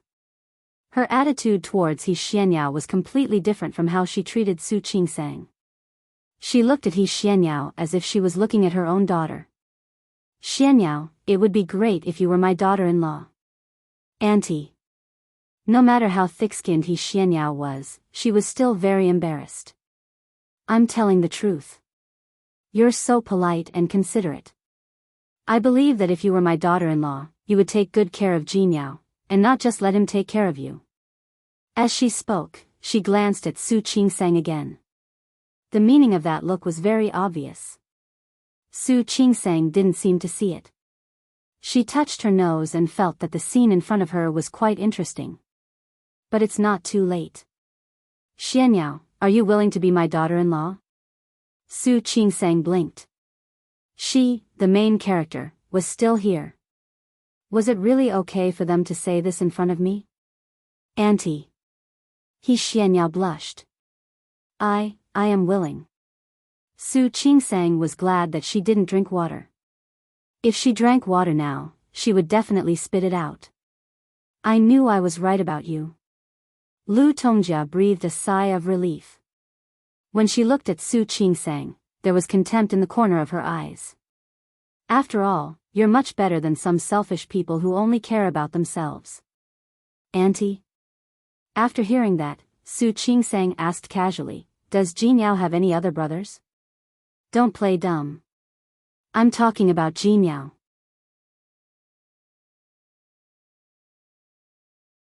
Chapter 499. Auntie. He Xianyao was embarrassed, but she still nodded. I do, Lu Tongjia seemed to have found some courage. She turned to Su Qingsang and said, "Did you hear that?" "She does." "Yes." Su Qingsang nodded. She wasn't deaf. Miss He likes to be a mistress. If she hadn't wanted to figure out what Lu Tongjia and He Xianyao were up to, she would have left already. She didn't expect to hear such a ridiculous conversation. Since they were so shameless, she couldn't be blamed for being rude. He Xuanyao's face turned from red to white. She stared at Su Qingsang as if she wanted to burn a hole in her body. "What are you talking about?" Lu Tongjia couldn't bear it anymore. "Who wants to be a mistress? If you don't want to be a mistress, how do you plan to marry Jinyao?" Su Qingsang blinked. Her pretty face was full of confusion. "Why do I remember that I'm Jinyao's wife? Why don't you just divorce Jinyao?" Lu Tongjia looked at Su Qingsang and didn't hide her dissatisfaction. "Why don't you look at yourself? How are you good enough for Jinyao?" "Auntie. It's not up to you or me to decide whether I'm good enough for him or not. It's up to Jinyao to decide. Don't you think so? At the very least, if Jinyao wants a divorce or has other thoughts, he'll come to me himself. It's not right for you to make the decision for him." Su Qingsang, "You think you have him in your hands, don't you?" "Auntie, you may have misunderstood." Su Qingsang knew that Lu Tongjia didn't like her, but she didn't really mind. After all, she wasn't money. Not everyone liked her. "Jinyao and I are equal. I don't have him in my hands, and he doesn't need me to. That's one thing. Secondly, Jinyao and I have registered our marriage certificate. We are legally married. Our relationship is protected by the law. Even you don't have the right to ask for a divorce." "Su Qingsang, don't you feel ashamed saying that? What did you do to make Jinyao marry you? Do you really think other people are stupid and can't figure it out? What method did she use?" Su Qingsang blinked her eyes. She really didn't know when she had played tricks on Jinyao. "Su Qingsang, if you still want to save face, you should take the initiative to give up your position. Don't make everyone look bad when the time comes." "Auntie. I'm sorry. It was precisely because I wanted face that I couldn't give up my position. After all, I didn't cheat, and I didn't do anything wrong. Why should I ask to leave the court? You haven't done anything wrong. You don't even want to have children. Why would the Hua family need a daughter-in-law like you? Or have you changed your mind now? Are you willing to have children now?" "I don't want to." Su Qingsang was not averse to having children. After all, she was an obstetrician and gynecologist. She just felt that it was still too early for her to have a child 2 years later. However, now that she was provoked by Lu Tongjia's aggressive attitude, she became rebellious. "Auntie, I can tell you very clearly. I've already discussed it with Jinyao. We don't plan on having children anytime soon." "Ha!" Lu Tongjia was so angry that she laughed. Listen. You don't want to have children with Jinyao, and you want to stop others from having children? How can you do that in the world?" Su Qingsang frowned. Before she could speak, Lu Tongjia continued, "You saw it yourself. Xianyao is better than you in all aspects, whether in terms of family background or appearance. Most importantly, she is sincere to Jinyao. She doesn't have any ulterior motives. She is willing to do everything for Jinyao, to bear his children. You can't do those things. If you have self-awareness, you should divorce Jinyao as soon as possible. Don't waste his time." He Xianyao blushed and sat on the side without saying anything. Su Qingsang looked at the shy look on her face and suddenly smiled. "Auntie, I don't dare to say whether I will waste his time or not. But if Missy really wants to be with him, I'm afraid that will really be a waste of his time." Her slightly narrowed eyes were full of cunning. She had known that He Xianyao was shameless for a long time. Since that was the case, there was no need to save her face. After all, she took off her clothes and slept with Jinyao, but he didn't have any reaction. Under such circumstances, how could Jinyao have a child with her?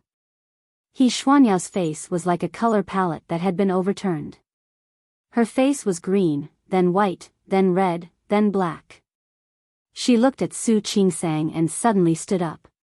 She bit her lip and was about to rush out. Xianyao. Lu Tongjia grabbed her hand and turned to look at Su Qingsang. What nonsense are you talking about? You can ask Jinyao whether I'm talking nonsense or not. Su Qingsang stood up. She was tired of watching the show and didn't want to see it anymore. Miss He, if you want to have a child with Jinyao, I won't object. But the premise is that you can find a way to make Jinyao interested in you. Otherwise, how are you going to have a child? You are shameless.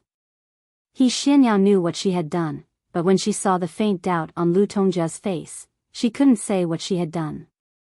She turned to Su Qingsang and said, "Don't be too proud. Jinyao is just infatuated with you. He will see it sooner or later." Yes. It's okay. Infatuation is better than not having feelings for you. But you should think about what you can do next time. After all, you stripped naked in front of a man, but he ignored you. That's so embarrassing. He Xianyao bit her lip hard. She didn't care that Lu Tongjia was still holding her hand. She shook off Lu Tongjia's hand and rushed out without looking back. She left in a hurry, but Su Qingsang could still hear her sobbing and see a few drops of tears falling from her eyes. Lu Tongjia's face darkened. She stared at Su Qingsang with her sharp eyes, as if she wanted to pierce through her. Okay. I didn't know that you were such a sharp-tongued person. Auntie, you are too kind. Su Qingsang took it as a compliment. I'm actually quite clumsy. I just like to tell the truth. Lu Tongjia's face turned green. Okay. You are indeed a schemer. I want to see. How long can you use those tricks on Jinyao? Auntie, I want to know too. How about I ask him for you next time? Su Qingsang found that she was becoming more and more shameless in front of Lu Tongjia. Lu Tongjia was so angry that she couldn't speak. In the end, she could only glare at Su Qingsang, turn around, and go upstairs without looking back. Su Qingsang felt a little helpless. Although she knew that it wasn't entirely her fault, she felt a little wrong that Lu Tongjia hated her so much. She turned around and saw that Hua Jinyao had come back. He stood at the gate and looked at her with a faint smile on his face. You're back. Before she could walk up to him, Hua Jinyao had already walked up to her, reached out, and pulled her into his arms. He lowered his head and kissed her forehead, with a smile on his face. You didn't give it away. Why are you back so soon? Not far. Hua Jinyao didn't want to tell her that he had warned Li Wanyu in the car. He was willing to care about his friendship with Li Junsheng, but Li Wanyu had to think clearly about whether she was going to go against him. He suddenly lowered his head and pressed his forehead against her face. He Xianyao wants to have children with me. You don't object? Huh? What are you thinking? Su Qingsang blushed. Did he hear that? I'm not interested in her. Hua Jinyao suddenly carried her in his arms. But I don't agree with what you said. He lowered his head and looked at her, his eyes full of seriousness. Next time, if someone says they want to have children with me, you can just say that I don't agree. After all, I'm yours now. Su Qingsang put her arms around his neck when she lost her balance. She also raised her head to look at him. Mine alone? Of course. Mrs. Hua. Su Qingsang smiled because of the way he called her Mrs. Hua. The drama she had just watched would be a sideshow. She took the initiative to put her lips on his and gave him a sweet kiss. However, when she was about to move away, Hua Jinyao caught her lips and deepened the kiss. With his tall figure, Hua Jinyao easily carried Su Qingsang upstairs. As for He Xianyao, who had made such a scene today, who cared about her? When Su Qingsang saw Shi Mengwan at the airport, her face was especially bright. She almost jumped up and hugged her. Previously, Shi Mengwan had said that she would come to Rome City to play with her. However, after waiting for more than a week, there was no news. She thought that she wouldn't come. Seriously, you only sent me a message before you got on the plane. Fortunately, I didn't have surgery today. Otherwise, I wouldn't have been able to pick you up. Although she didn't have surgery today, she had to go to work. Fortunately, Sun Huiya saw that she usually behaved well. She agreed immediately when she asked for leave for a while. I just wanted to give you a surprise. Shi Mengwan pulled her clothes. Although it was already spring in Rome City, it was much colder than Lin City. Although it was already spring, it was much colder than Lin City. Looking around, she was a little disappointed. Why is there no snow? Did you think there would be snow? It melted long ago. Why didn't you say so earlier? I'll take you to the snow country next time. The snow had melted long ago. Besides, even in the north, it didn't snow every day. Okay. But this time, I'll eat you first. Warmly welcome. Su Qingsang took the luggage from her hands and took her to the parking lot outside. After putting her luggage in her car, Su Qingsang and Hua Jinmiao got in. When Shi Mengwan got off the plane, she wore a scarf and sunglasses. Now that she was in the car, she took off the scarf and sunglasses, revealing her face. Su Qingsang was about to start the car, but when she saw her face, she stopped. She leaned over and stared at Shi Mengwan's face.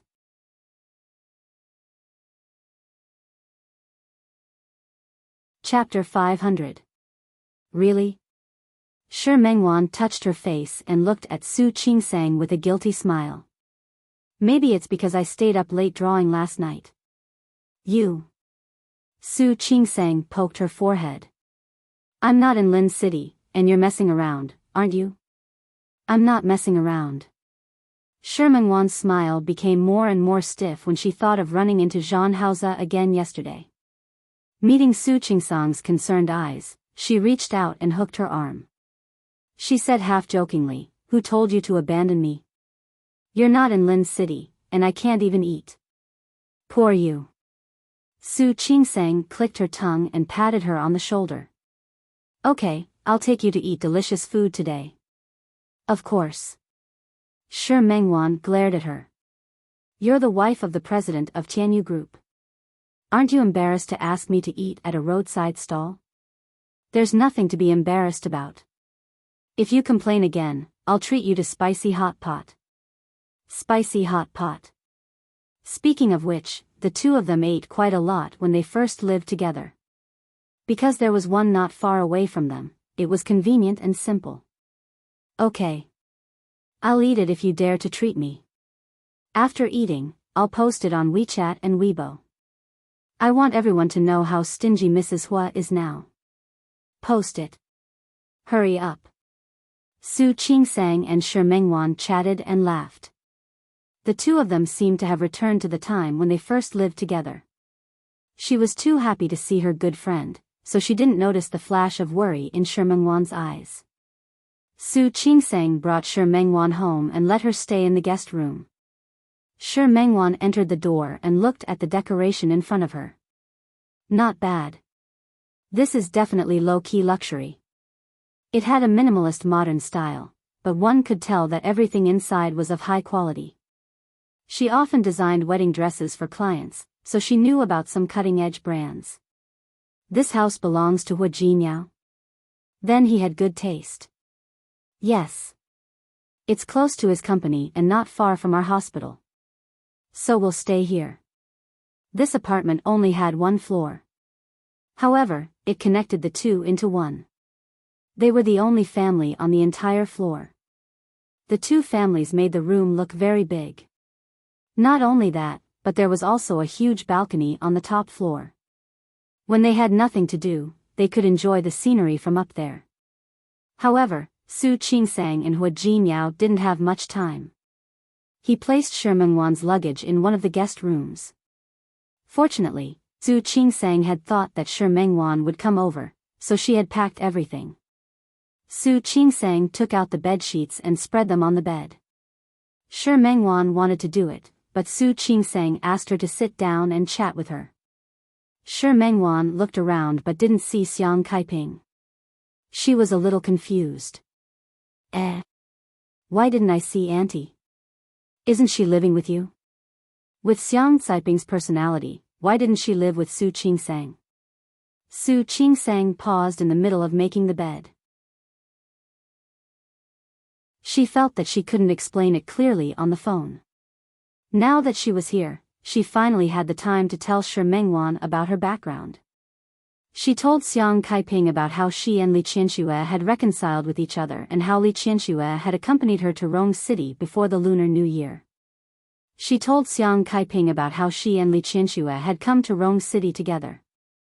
Even now, Li Qianxue still video called her almost every day. As for Old Master Li and Su Yusen, they were slowly building a relationship. That's what happened. The bed was already made. Su Qingsang looked at Shi Mengwan, who was dumbfounded and shocked. Finally, she clicked her tongue, stood up, walked to Su Qingsang, and walked around her. Oh my God. Your background is actually so bizarre. Su Qingsang found it unbelievable. I didn't believe it at first. But the paternity test can't be fake. Moreover, only she knew that she was touched, grateful, and protective of Xiang Kaiping, but she didn't have the instinct to get close to her. Shi Mengwan suddenly patted her on the shoulder. Good girl, you knew it during the New Year, didn't you? You didn't tell me? You're not a good friend. Su Qingsang pressed her lips into a straight line and looked a little guilty. I'm sorry. It's not that I didn't tell you on purpose. She didn't know what to say. More importantly, the situation at the time didn't allow for it. You know how my mother, Auntie Xiang, was at that time. Her waist was injured, and she wasn't in good spirits. I was afraid that if you knew, you wouldn't be able to hide your emotions and give yourself away in front of her. So I didn't say it. Besides, she had decided to treat Xiang Kaiping as her own mother. What did it matter whether she said it or not? Shi Mengwan nodded. Although she could control her emotions, it was really a little difficult to guarantee that she wouldn't reveal anything. It must have been hard for you. You hid it for so long. Speaking of which, you stayed with her for so long. Didn't she suspect anything? No. Su Qingsang shook her head. Why would she suspect anything? She felt guilty and uneasy at that time, so she naturally wouldn't think so much. That's true. Thinking of what Xiang Kaiping said in front of her at that time, Shi Mengwan could really understand. Then, where is Auntie Xiang now? I didn't ask anymore. Su Qingsang thought of the last time she met Xiang Kaiping. She blamed her for not telling her earlier, and the two of them parted on bad terms. But I heard that Su Peijian has accepted her as her mother and moved in with her. I think she should be slowly building a relationship with Su Peijian. Speaking of which, it was really a very tragic thing. She and Li Qianxue, Xiang Kaiping, and Su Peijian. They were mother and daughter, but because of Su Qinghui's actions, they had to rebuild their mother-daughter relationship. They were related by blood, but they couldn't get along like a normal mother and daughter. Shi Mengwan quite liked Xiang Kaiping. Thinking of Su Peijian's personality, she instinctively frowned. With Su Peijian's personality, will she accept Auntie Xiang? Why do I feel that this is so magical? Why not? Su Qingsang didn't think it was strange. After all, she is her biological mother. Moreover, she had her own reasons for abandoning her. Maybe. Shi Mengwan didn't want to talk about conspiracy theories. Anyway, she felt that Su Peijian wasn't the kind of person who would so easily accept a strange woman as her mother. So, you and your mother are your biological mother? How is your relationship now? She didn't forget that every time Li Qianxue saw Su Qingsang, she would look at her with disdain. His face was filled with disdain and disregard. Now that she knows that Su Qingsang is her biological daughter, her expression must be very interesting. It was a pity that she didn't get to see it. That's good. She had been busy with work recently. After all, my father left the Lee Corporation, and she has to make many decisions. Old Master Lee was getting on in years. Li Qianxue couldn't bear to see him work himself to death. Therefore, Li Qianxue was now in charge of the company. Su Yusen didn't live on campus anymore. When he was free, he would go to the company to help out. In any case, his grades were good and he would not lag behind in his studies. Helping out at the company could be considered as an early internship. Although Li Qianxue didn't need Su Yusen to be so busy, it would be better to have a child to accompany her. Your father is no longer in the Lee Corporation? So where is he now? What are you doing? I don't know. Su Qingsang shook her head. She really had no idea. He had heard from Su Yusen that Su Qinghui had visited him a few times and only said some words of concern. He also apologized to Su Yusen for neglecting him in the past. Also, asked him to take care of the family. He said that he was about to become an adult and was an adult. Su Qingsang didn't know if he had visited Li Qianxue. Because Li Qianxue seemed to be very reluctant to mention Su Qinghui. She had asked her once. Although Li Qianxue wasn't angry, she could see that her expression wasn't good. Su Qinghui had actually called her once, and the content was also to apologize. To apologize for his decision to replace the child. Unlike Li Qianxue, Su Qingsang didn't blame Su Qinghui too much. In fact, she was more willing to believe that Su Qinghui was impulsive back then. Even if he had done it on purpose, things had already turned out this way. She also didn't want to let herself fall into the mood of being responsible and didn't want to blame him. After that, Su Qinghui never contacted her again. She did take the initiative to call Su Qinghui twice, but the father and daughter didn't have much affection before, so they didn't know what to say when they really called. They just said a few greetings and then hung up. Su Qinghui cared about her situation in Rong City and told her to take good care of herself. It had been half a month since the last call. Therefore, Su Qingsang didn't know where Su Qinghui was and what he was doing. He probably doesn't want others to see him like this. After all, Su Qinghui's current state shouldn't be too good. Not only did he leave the Lee Corporation, but he also divorced Li Qianxue. More importantly, after the divorce, he realized that he actually had feelings for Li Qianxue. It was really quite ironic. When he had it, he didn't know how to cherish it. When he lost it, he wanted to get it back, but found that there was no chance. Shi Mengwan thought of the few times she had interacted with Su Qinghui in the past and felt a little emotional. Did your mother really divorce him just like that? Yes. Su Qingsang actually didn't want to believe it, but Li Qianxue was such a proud person. She probably really didn't want to look back.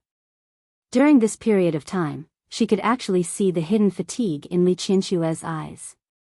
Although she had been the president of the Lee Corporation for so many years, many things were Su Qinghui who took the initiative to help her bear the responsibility.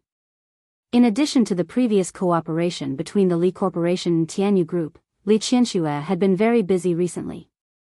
Sometimes when she video called her at night, she was still in the office dealing with business. Su Qingsang actually felt a little sorry. She wanted to persuade Li Qianxue that even if they divorced, she could let Su Qinghui continue to work in the Lee Corporation. However, thinking of Li Qianxue's personality, she didn't say that suggestion in the end. She wanted to say a few words, but Li Qianxue obviously didn't want to.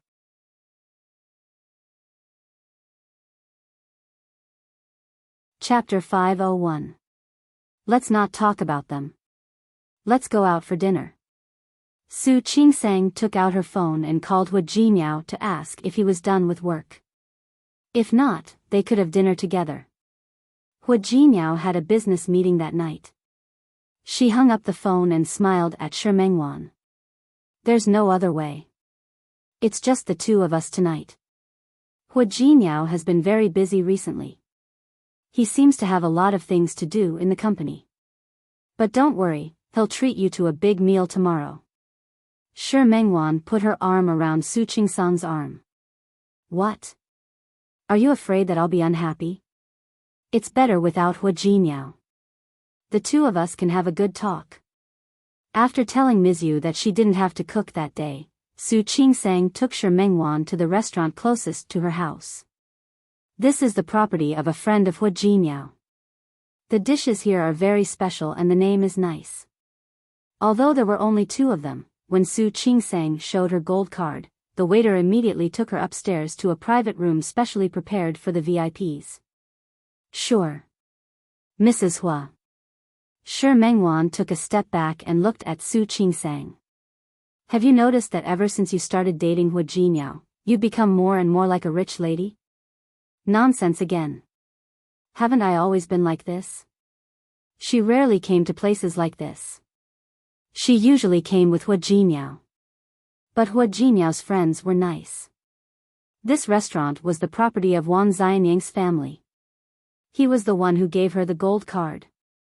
The two of them were taken upstairs by the waiter. Su Qingsang asked Shi Mengwan and ordered a few signature dishes. While waiting for the dishes to be served, they talked about each other's recent situations.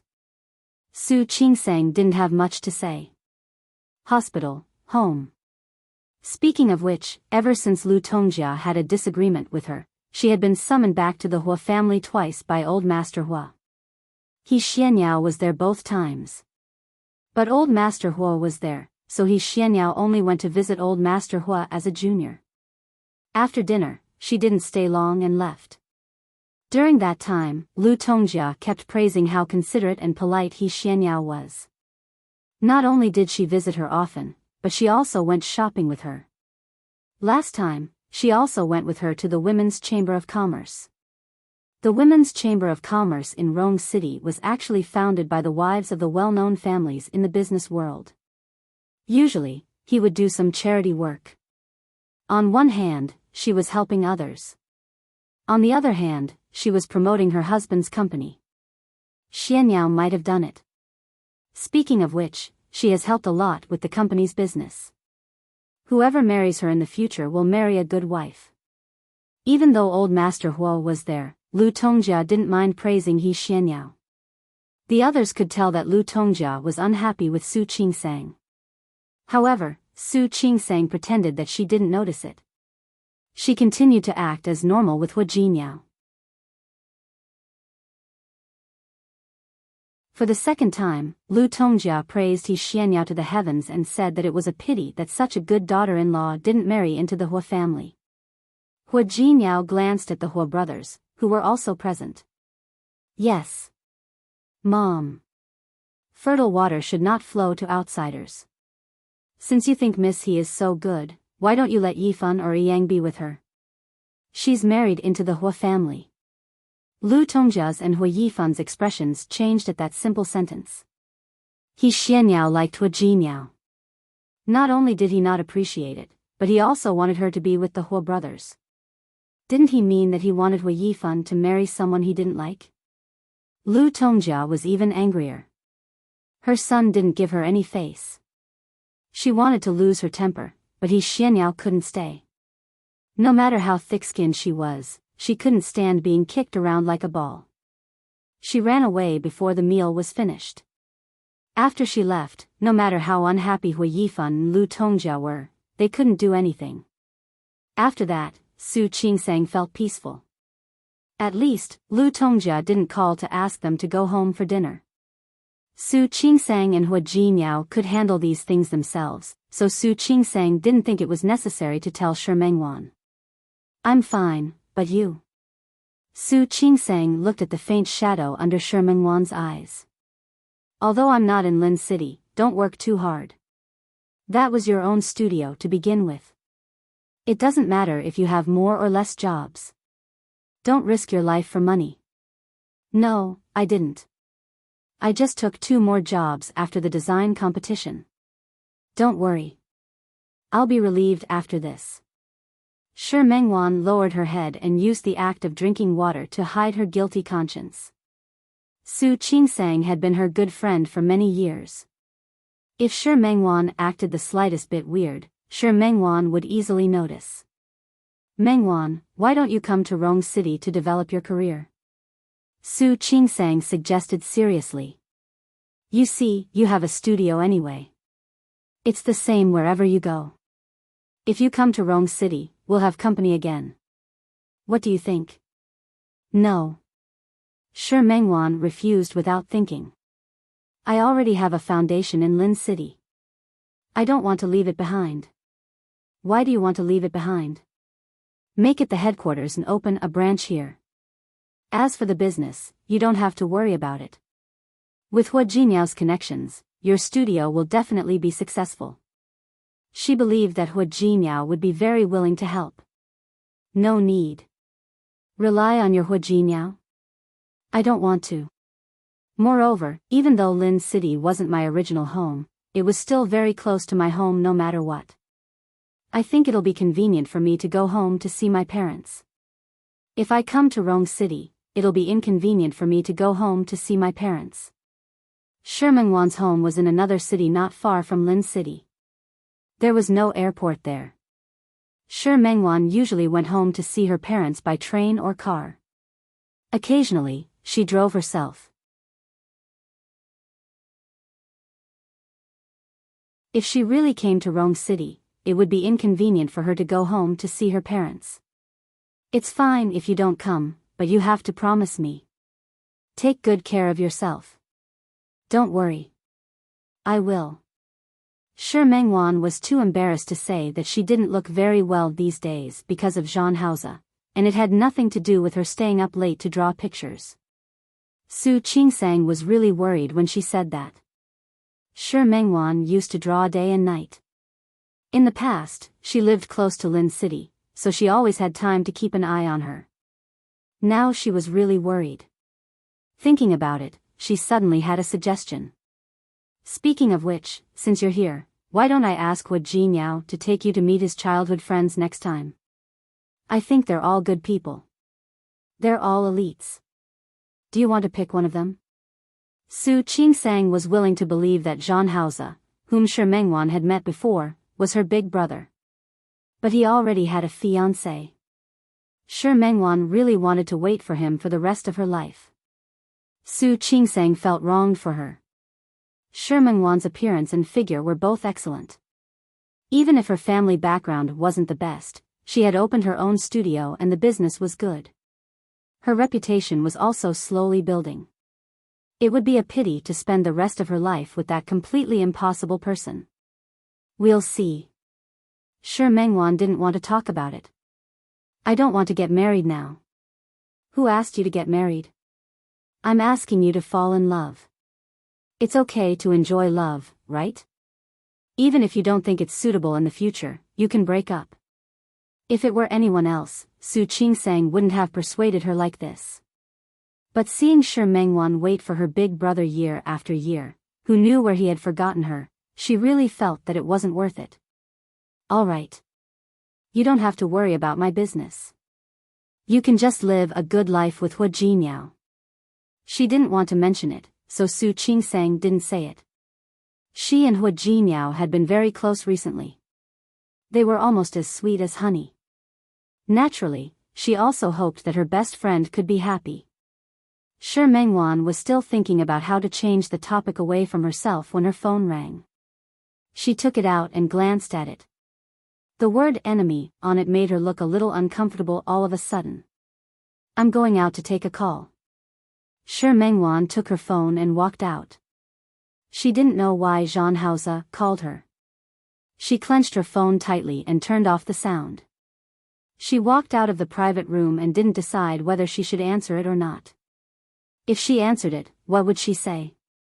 While she was still struggling, the phone had already been hung up. Shi Mengwan was a little surprised, but it seemed to be expected. Leaning against the wall, she held her phone and leaned against the wall, unable to come back to her senses for a long time.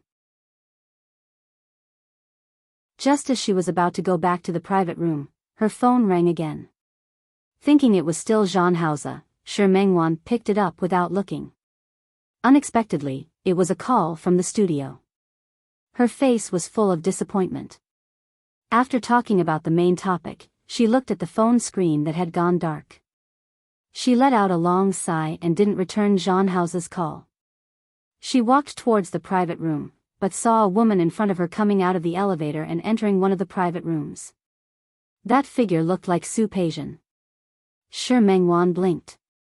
Before she could see clearly, the other party had already entered the room. She was slightly nearsighted, so for a moment, she wasn't even sure if it was really her or if she was seeing things.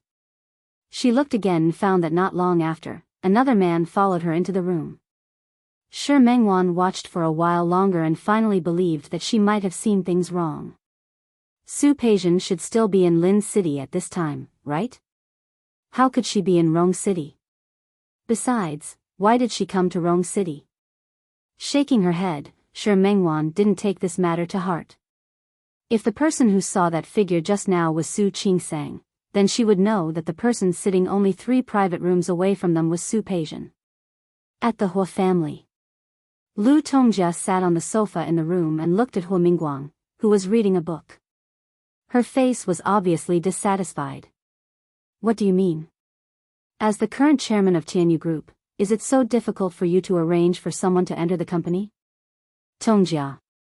Hua Mingguang put the book in his hand aside and said, "It's not that it's difficult for me to arrange for someone, but you have to arrange for this person to be by Jinyao's side. Jinyao's people were all chosen by himself. He may not use the people I give him."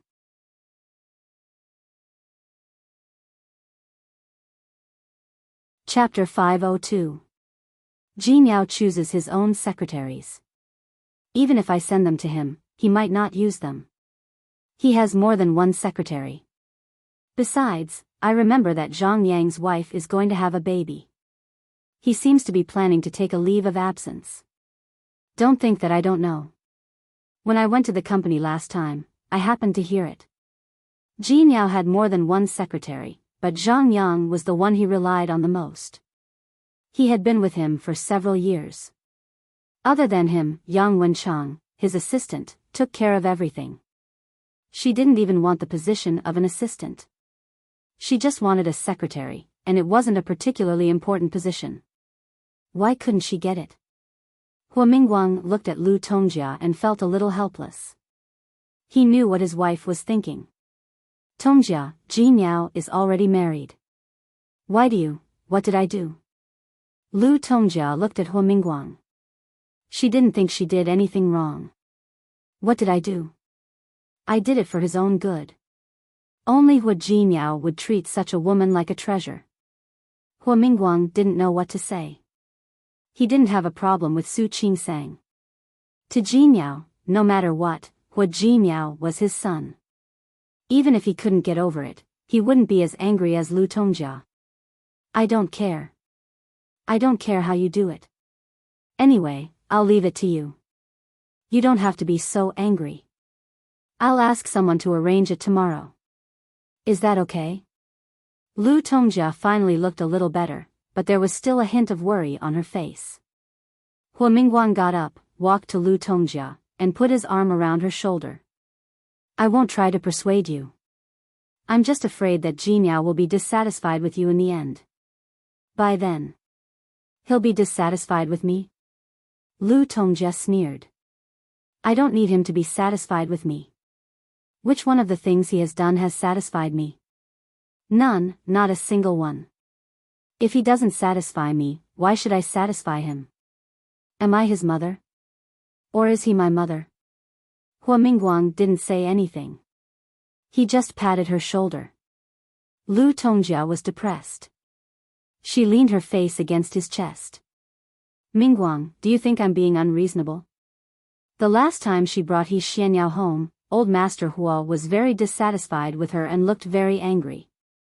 Later, she didn't forget to tell Hua Mingguang in private to restrain herself. Restrain? Why did she have to restrain herself? Hua Jinyao didn't restrain himself at all. She hated the old man for being so biased. It was clear that Hua Jinyao had made such a big mistake. It was clear that he had wronged everyone in the family. How could old Master Hua let him off lightly? No, Hua Mingguang had been married to Lu Tongjia for more than 30 years. They had gone through ups and downs together, so he knew her very well. He knew the pain in her heart, and he also knew the difficulty in her heart. Mingguang. To tell you the truth, I really don't want to see my grandson come out of the womb of a woman like Su Qingsang. He was full of schemes and tricks. You didn't see the way she talked to me before. I really don't like her. Of course, she would not admit that she disliked Hua Jinyao even more. Because she didn't like Hua Jinyao, she was very critical of Su Qingsang. Hua Mingguang understood. Alright, don't think too much about it. I'll arrange the people for you. As for what happens next, it's not my business. Okay. Lu Tongjia nodded and looked up at Hua Mingguang. Her eyes were a little red. Mingguang, thank you. Hua Mingguang was silent and sighed in his heart. After so many years, he also had a grudge against Hua Jinyao, so he let Lu Tongjia do whatever she wanted. However, thinking of how much Hua Jinyao cared for Su Qingsang, Hua Mingguang suddenly had a vague premonition. This time, Lu Tongjia probably wouldn't get what she wanted. Shi Mengwan looked at the antique door in front of her and looked a little impressed. The environment here is really good. How did you find out? I don't need to find out. Su Qingsang glanced at her and shook the gold card in her hand. Hua Jinyao told me yesterday. He said that this place is good. It's just the right season to come here. It was Friday, and Hua Jinyao had to go to work. He couldn't accompany them. More importantly, he knew that Su Qingsang wanted to have a good time with Shi Mengwan and her two good friends. President Hua is quite a good person. Shi Mengwan gave her an ambiguous look. But you really don't have to ask for leave to accompany me. It's not like I haven't traveled alone before. That's different. You came all the way here. I have to be a good host. Su Qingsang took her hand and said, let's go. Speaking of which, it's all thanks to you. After all, it's my first time here. If it weren't for the GPS and Hua Jinyao telling her the place yesterday, she might not have been able to find it.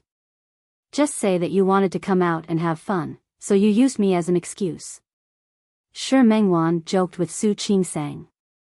Su Qingsang nodded repeatedly. Wow, you saw through me. I'm going to kill you.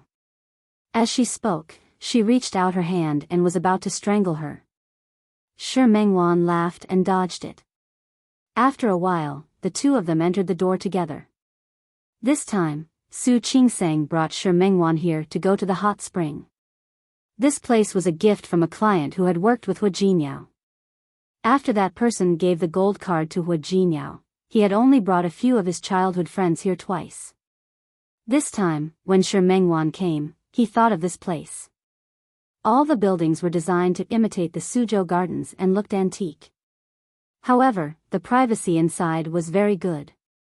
Like the Japanese hot spring hotels, each hot spring was separated by a small space.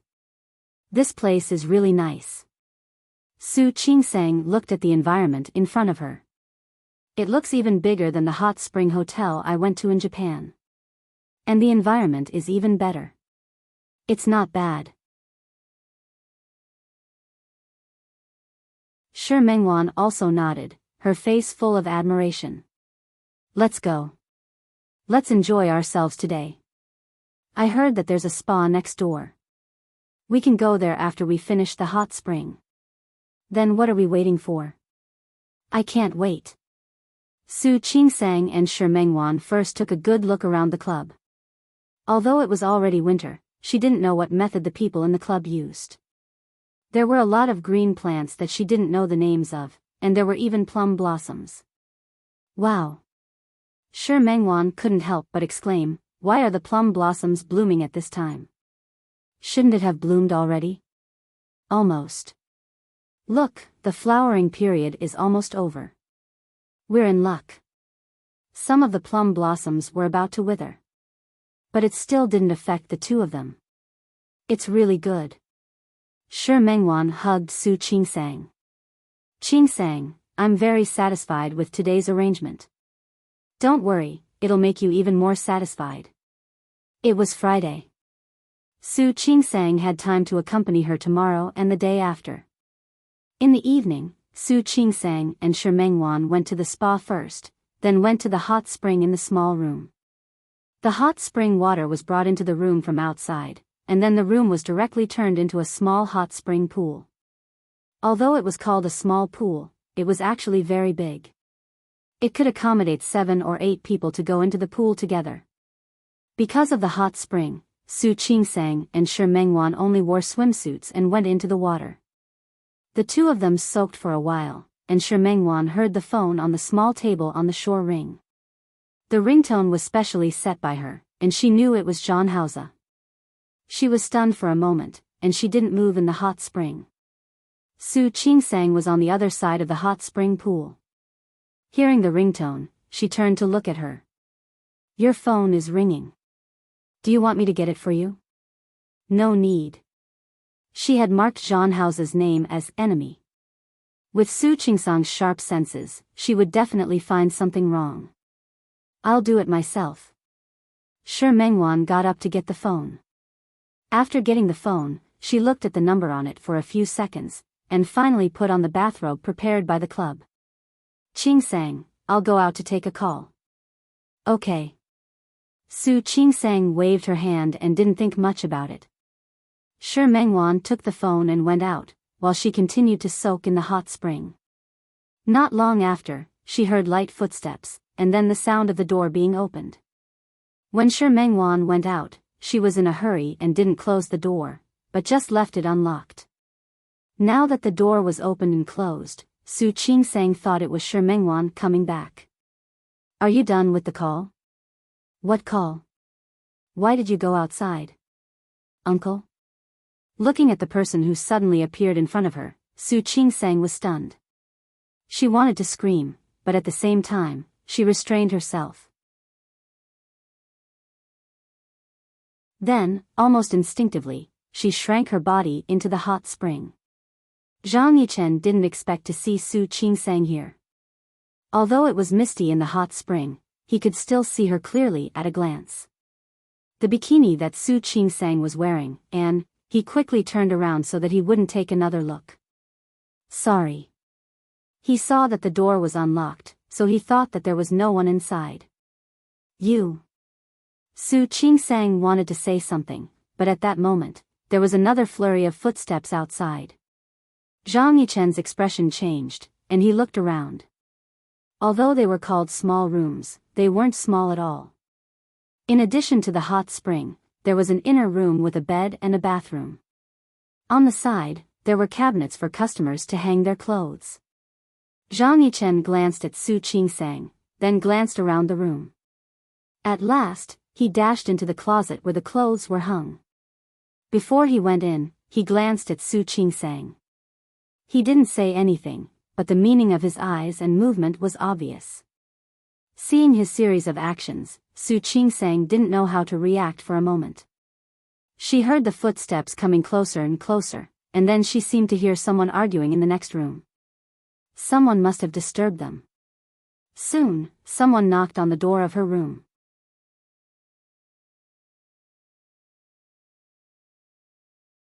Chapter 503. After standing there for a few seconds, Su Qingsang opened the door.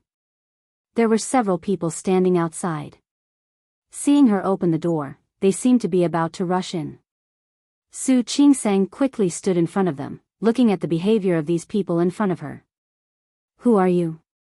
Su Qingsang didn't let those people in. She glanced around. There were at least 5 people standing in front of her, all wearing black suits. She could also hear the protesting voices of the guests on the other side of the corridor. Obviously, they were dissatisfied with their behavior. The hot spring was very warm inside, but the wind in the corridor was a little cold. Su Qingsang tightened her bathrobe and looked at the people in front of her with a guarded expression. What do you want? The man in the lead took a step forward when he saw Su Qingsang. Sorry, our boss just lost a dog. We came to look for it. There is no dog here. Su Qingsang frowned because of what he said. Dog? Was he talking about Zhang Yichen? Yes or no, let us go in and have a look. Sir, I'm here to spend money. You came into my room casually and disturbed me while I was enjoying the hot spring. Can I complain to your boss? I'm sorry, boss. The lost dog is very valuable. We must find it. As the man spoke, he raised his hand and was about to let the people behind him rush in. How could Su Qingsang let them in? She stood in front of them and said, I advise you to think about it carefully. I'm not someone you can mess with. Do you know who I am? The man in the lead had a mustache. Hearing that, he stopped rushing in and took a step back, looking Su Qingsang up and down. Su Qingsang was wearing a bathrobe, and her hair was tied up on top of her head. The man couldn't recognize her just like that. Su Qingsang stared at the man and said, I am the wife of Hua Jinyao, the president of Tianyu Group. Aren't you afraid that my husband will be unhappy if you rush in like this? The man with the mustache narrowed his eyes and looked at Su Qingsang. Su Qingsang didn't hesitate and took a big step back. Come on, you want to find a dog, right? Come in and find it. But I'm here to spend money. My husband gave me the card. He was also the one who told me to relax here. If you insist on coming in to look for it, I won't object. However, if you don't find the dog and cause me trouble, then I really don't mind telling my husband that this is how you treat your VIP customers. The mustache man still wanted to say something, but the person standing behind him took a step forward and said something to the mustache man. The man with a mustache stood there and stared at Su Qingsang. He didn't make any move to rush in, but he still had to say, We're just looking for a dog. Madam, please let us go in and take a look. I said, there are no dogs here. I'm a big man. How could I not know if a dog came in or not? Or could it be that you're doing this on purpose to make me unhappy? When she said this, the manager of the club also came over. He obviously knew that Su Qingsang was here with the limited VIP gold card. When he saw Su Qingsang, he nodded vigorously with an apologetic smile on his face. Sorry. Mrs. Hua, your subordinates are immature. They're not targeting you. It's just that this dog is really my boss's beloved pet, so we must find it. Please do my boss a favor and let my people in to take a look. Just one look. Don't worry. We promise not to disturb you. Su Qingsang stood still, obviously not intending to move away. The manager could only go further. Mrs. Hua, don't worry. Our boss and Mr. Hua also know each other. They are both people in the business circle of Rome City. I believe that even if Mr. Hua was here, he would give our boss face. Why don't you let us disturb you for a few minutes? Hearing what the manager said, Su Qingsang smiled and said, Okay. Just a few minutes, right? It's okay. Come in and look for it. As she spoke, she took 2 steps into the room and then stood in front of the wardrobe casually. Go ahead. The club manager glanced at the mustache man. He came in with a few people to take a look around. The room was so big that it was easy to see if there was anyone hiding in it. The man stepped back and looked at Su Qingsang's position. Behind her was the wardrobe. The mustache man obviously wanted to look at the wardrobe. Su Qingsang smiled when she met his eyes. Sir, do you still want to search the wardrobe? Why? Do you suspect that your dog can run in by itself? Come and find. As she spoke, she pretended to pull the door of the wardrobe. The mustache man cleared his throat. No need. Sorry to disturb you. The club manager also nodded vigorously. Sorry to disturb you, Mrs. Hua. We will go to Mr. Hua's place to apologize another day. No need to apologize. Su Qingsang crossed her arms in front of her chest. I came here to relax. To put it bluntly, I came here to enjoy myself. Since you know that I disturbed you, why don't you leave?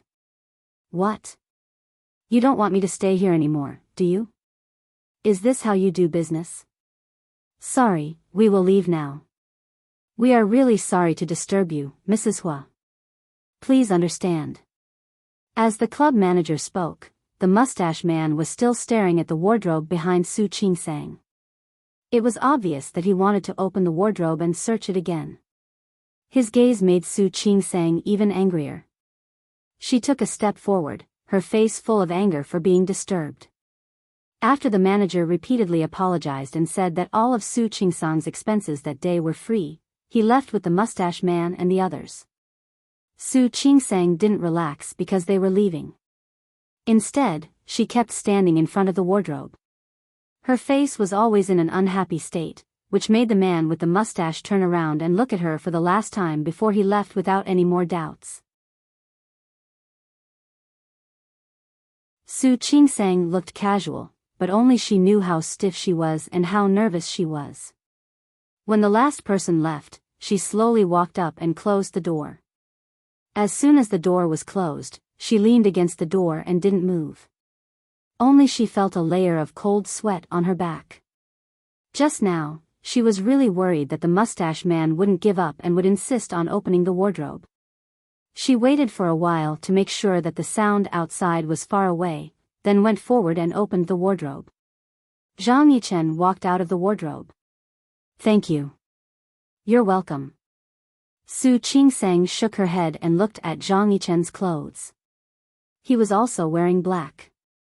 They were looking for you just now? Yes. Can I ask, what did you do? Su Qingsang asked, then realized that she didn't ask. With Zhang Yichen's status, he couldn't say anything. Nothing. I took something from their boss. Zhang Yichen didn't say anything. Su Qingsang didn't ask anymore.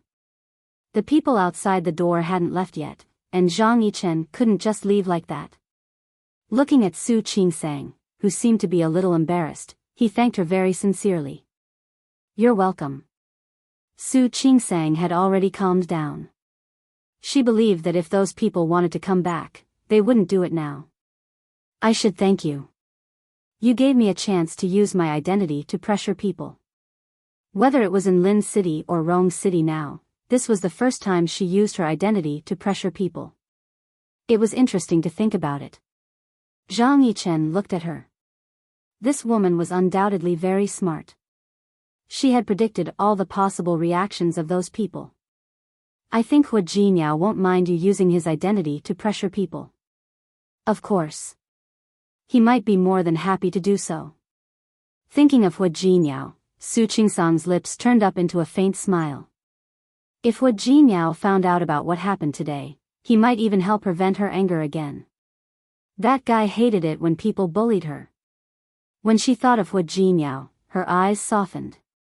Her face, which was originally only 7 points, instantly turned into 10 points. Zhang Yichen looked at her face. For a moment, he couldn't move his eyes away. Sensing his gaze, Su Qingsang's smile immediately disappeared. She took a step back uncomfortably. How are you going to leave later? Why do I remember that they have surveillance cameras? My colleague broke the surveillance cameras. The time limit was 15 minutes. It had been 10 minutes since he came in. Speaking of which, he should leave now. But they are looking for you all over the world. I don't think it's easy for you to leave, right? Su Qingsang didn't want to be nosy. However, since he was here now, she might as well ask him something. After all, he was Hua Jinyao's uncle. It's okay. I have a way. While speaking, Zhang Yichen tried to keep his eyes on Su Qingsang's face. The bathrobe she was wearing was a little too big. Even though she pulled it tight, her delicate collarbones could still be seen. Also, she crossed her arms in front of her chest, which made her figure stand out. She had just been in the hot spring. Because of that, her skin looked beautiful and pink. She was as beautiful as a lotus flower that had just emerged from the water. Zhang Yichen couldn't help but think of Su Qingsang in the hot spring. Her shoulders were smooth, and her skin was smooth. It turned out that the beauties in the books were real people in reality. Zhang Yichen clenched his hands and forced himself to look away. Su Qingsang didn't ask any more questions. Since Zhang Yichen said he had a way, she didn't need to worry about it. The two of them didn't say anything. They just stood there, facing each other. The silence was a little awkward. Realizing the situation in front of her, Su Qingsang took a step back, wondering why Shi Mengwan hadn't shown up yet. Zhang Yichen's jaw tightened when he saw what she was doing. He tried his best to ignore her evasive attitude. He told himself that she was married and was his niece's wife. "Are you in the hot spring alone?" Zhang Yichen saw the door open. He thought it was an empty room, so he rushed in. He thought he could find a chance to hide. You're tuning into the Romantic Tales YouTube channel. Don't forget to subscribe and join us on this journey to catch the most captivating stories.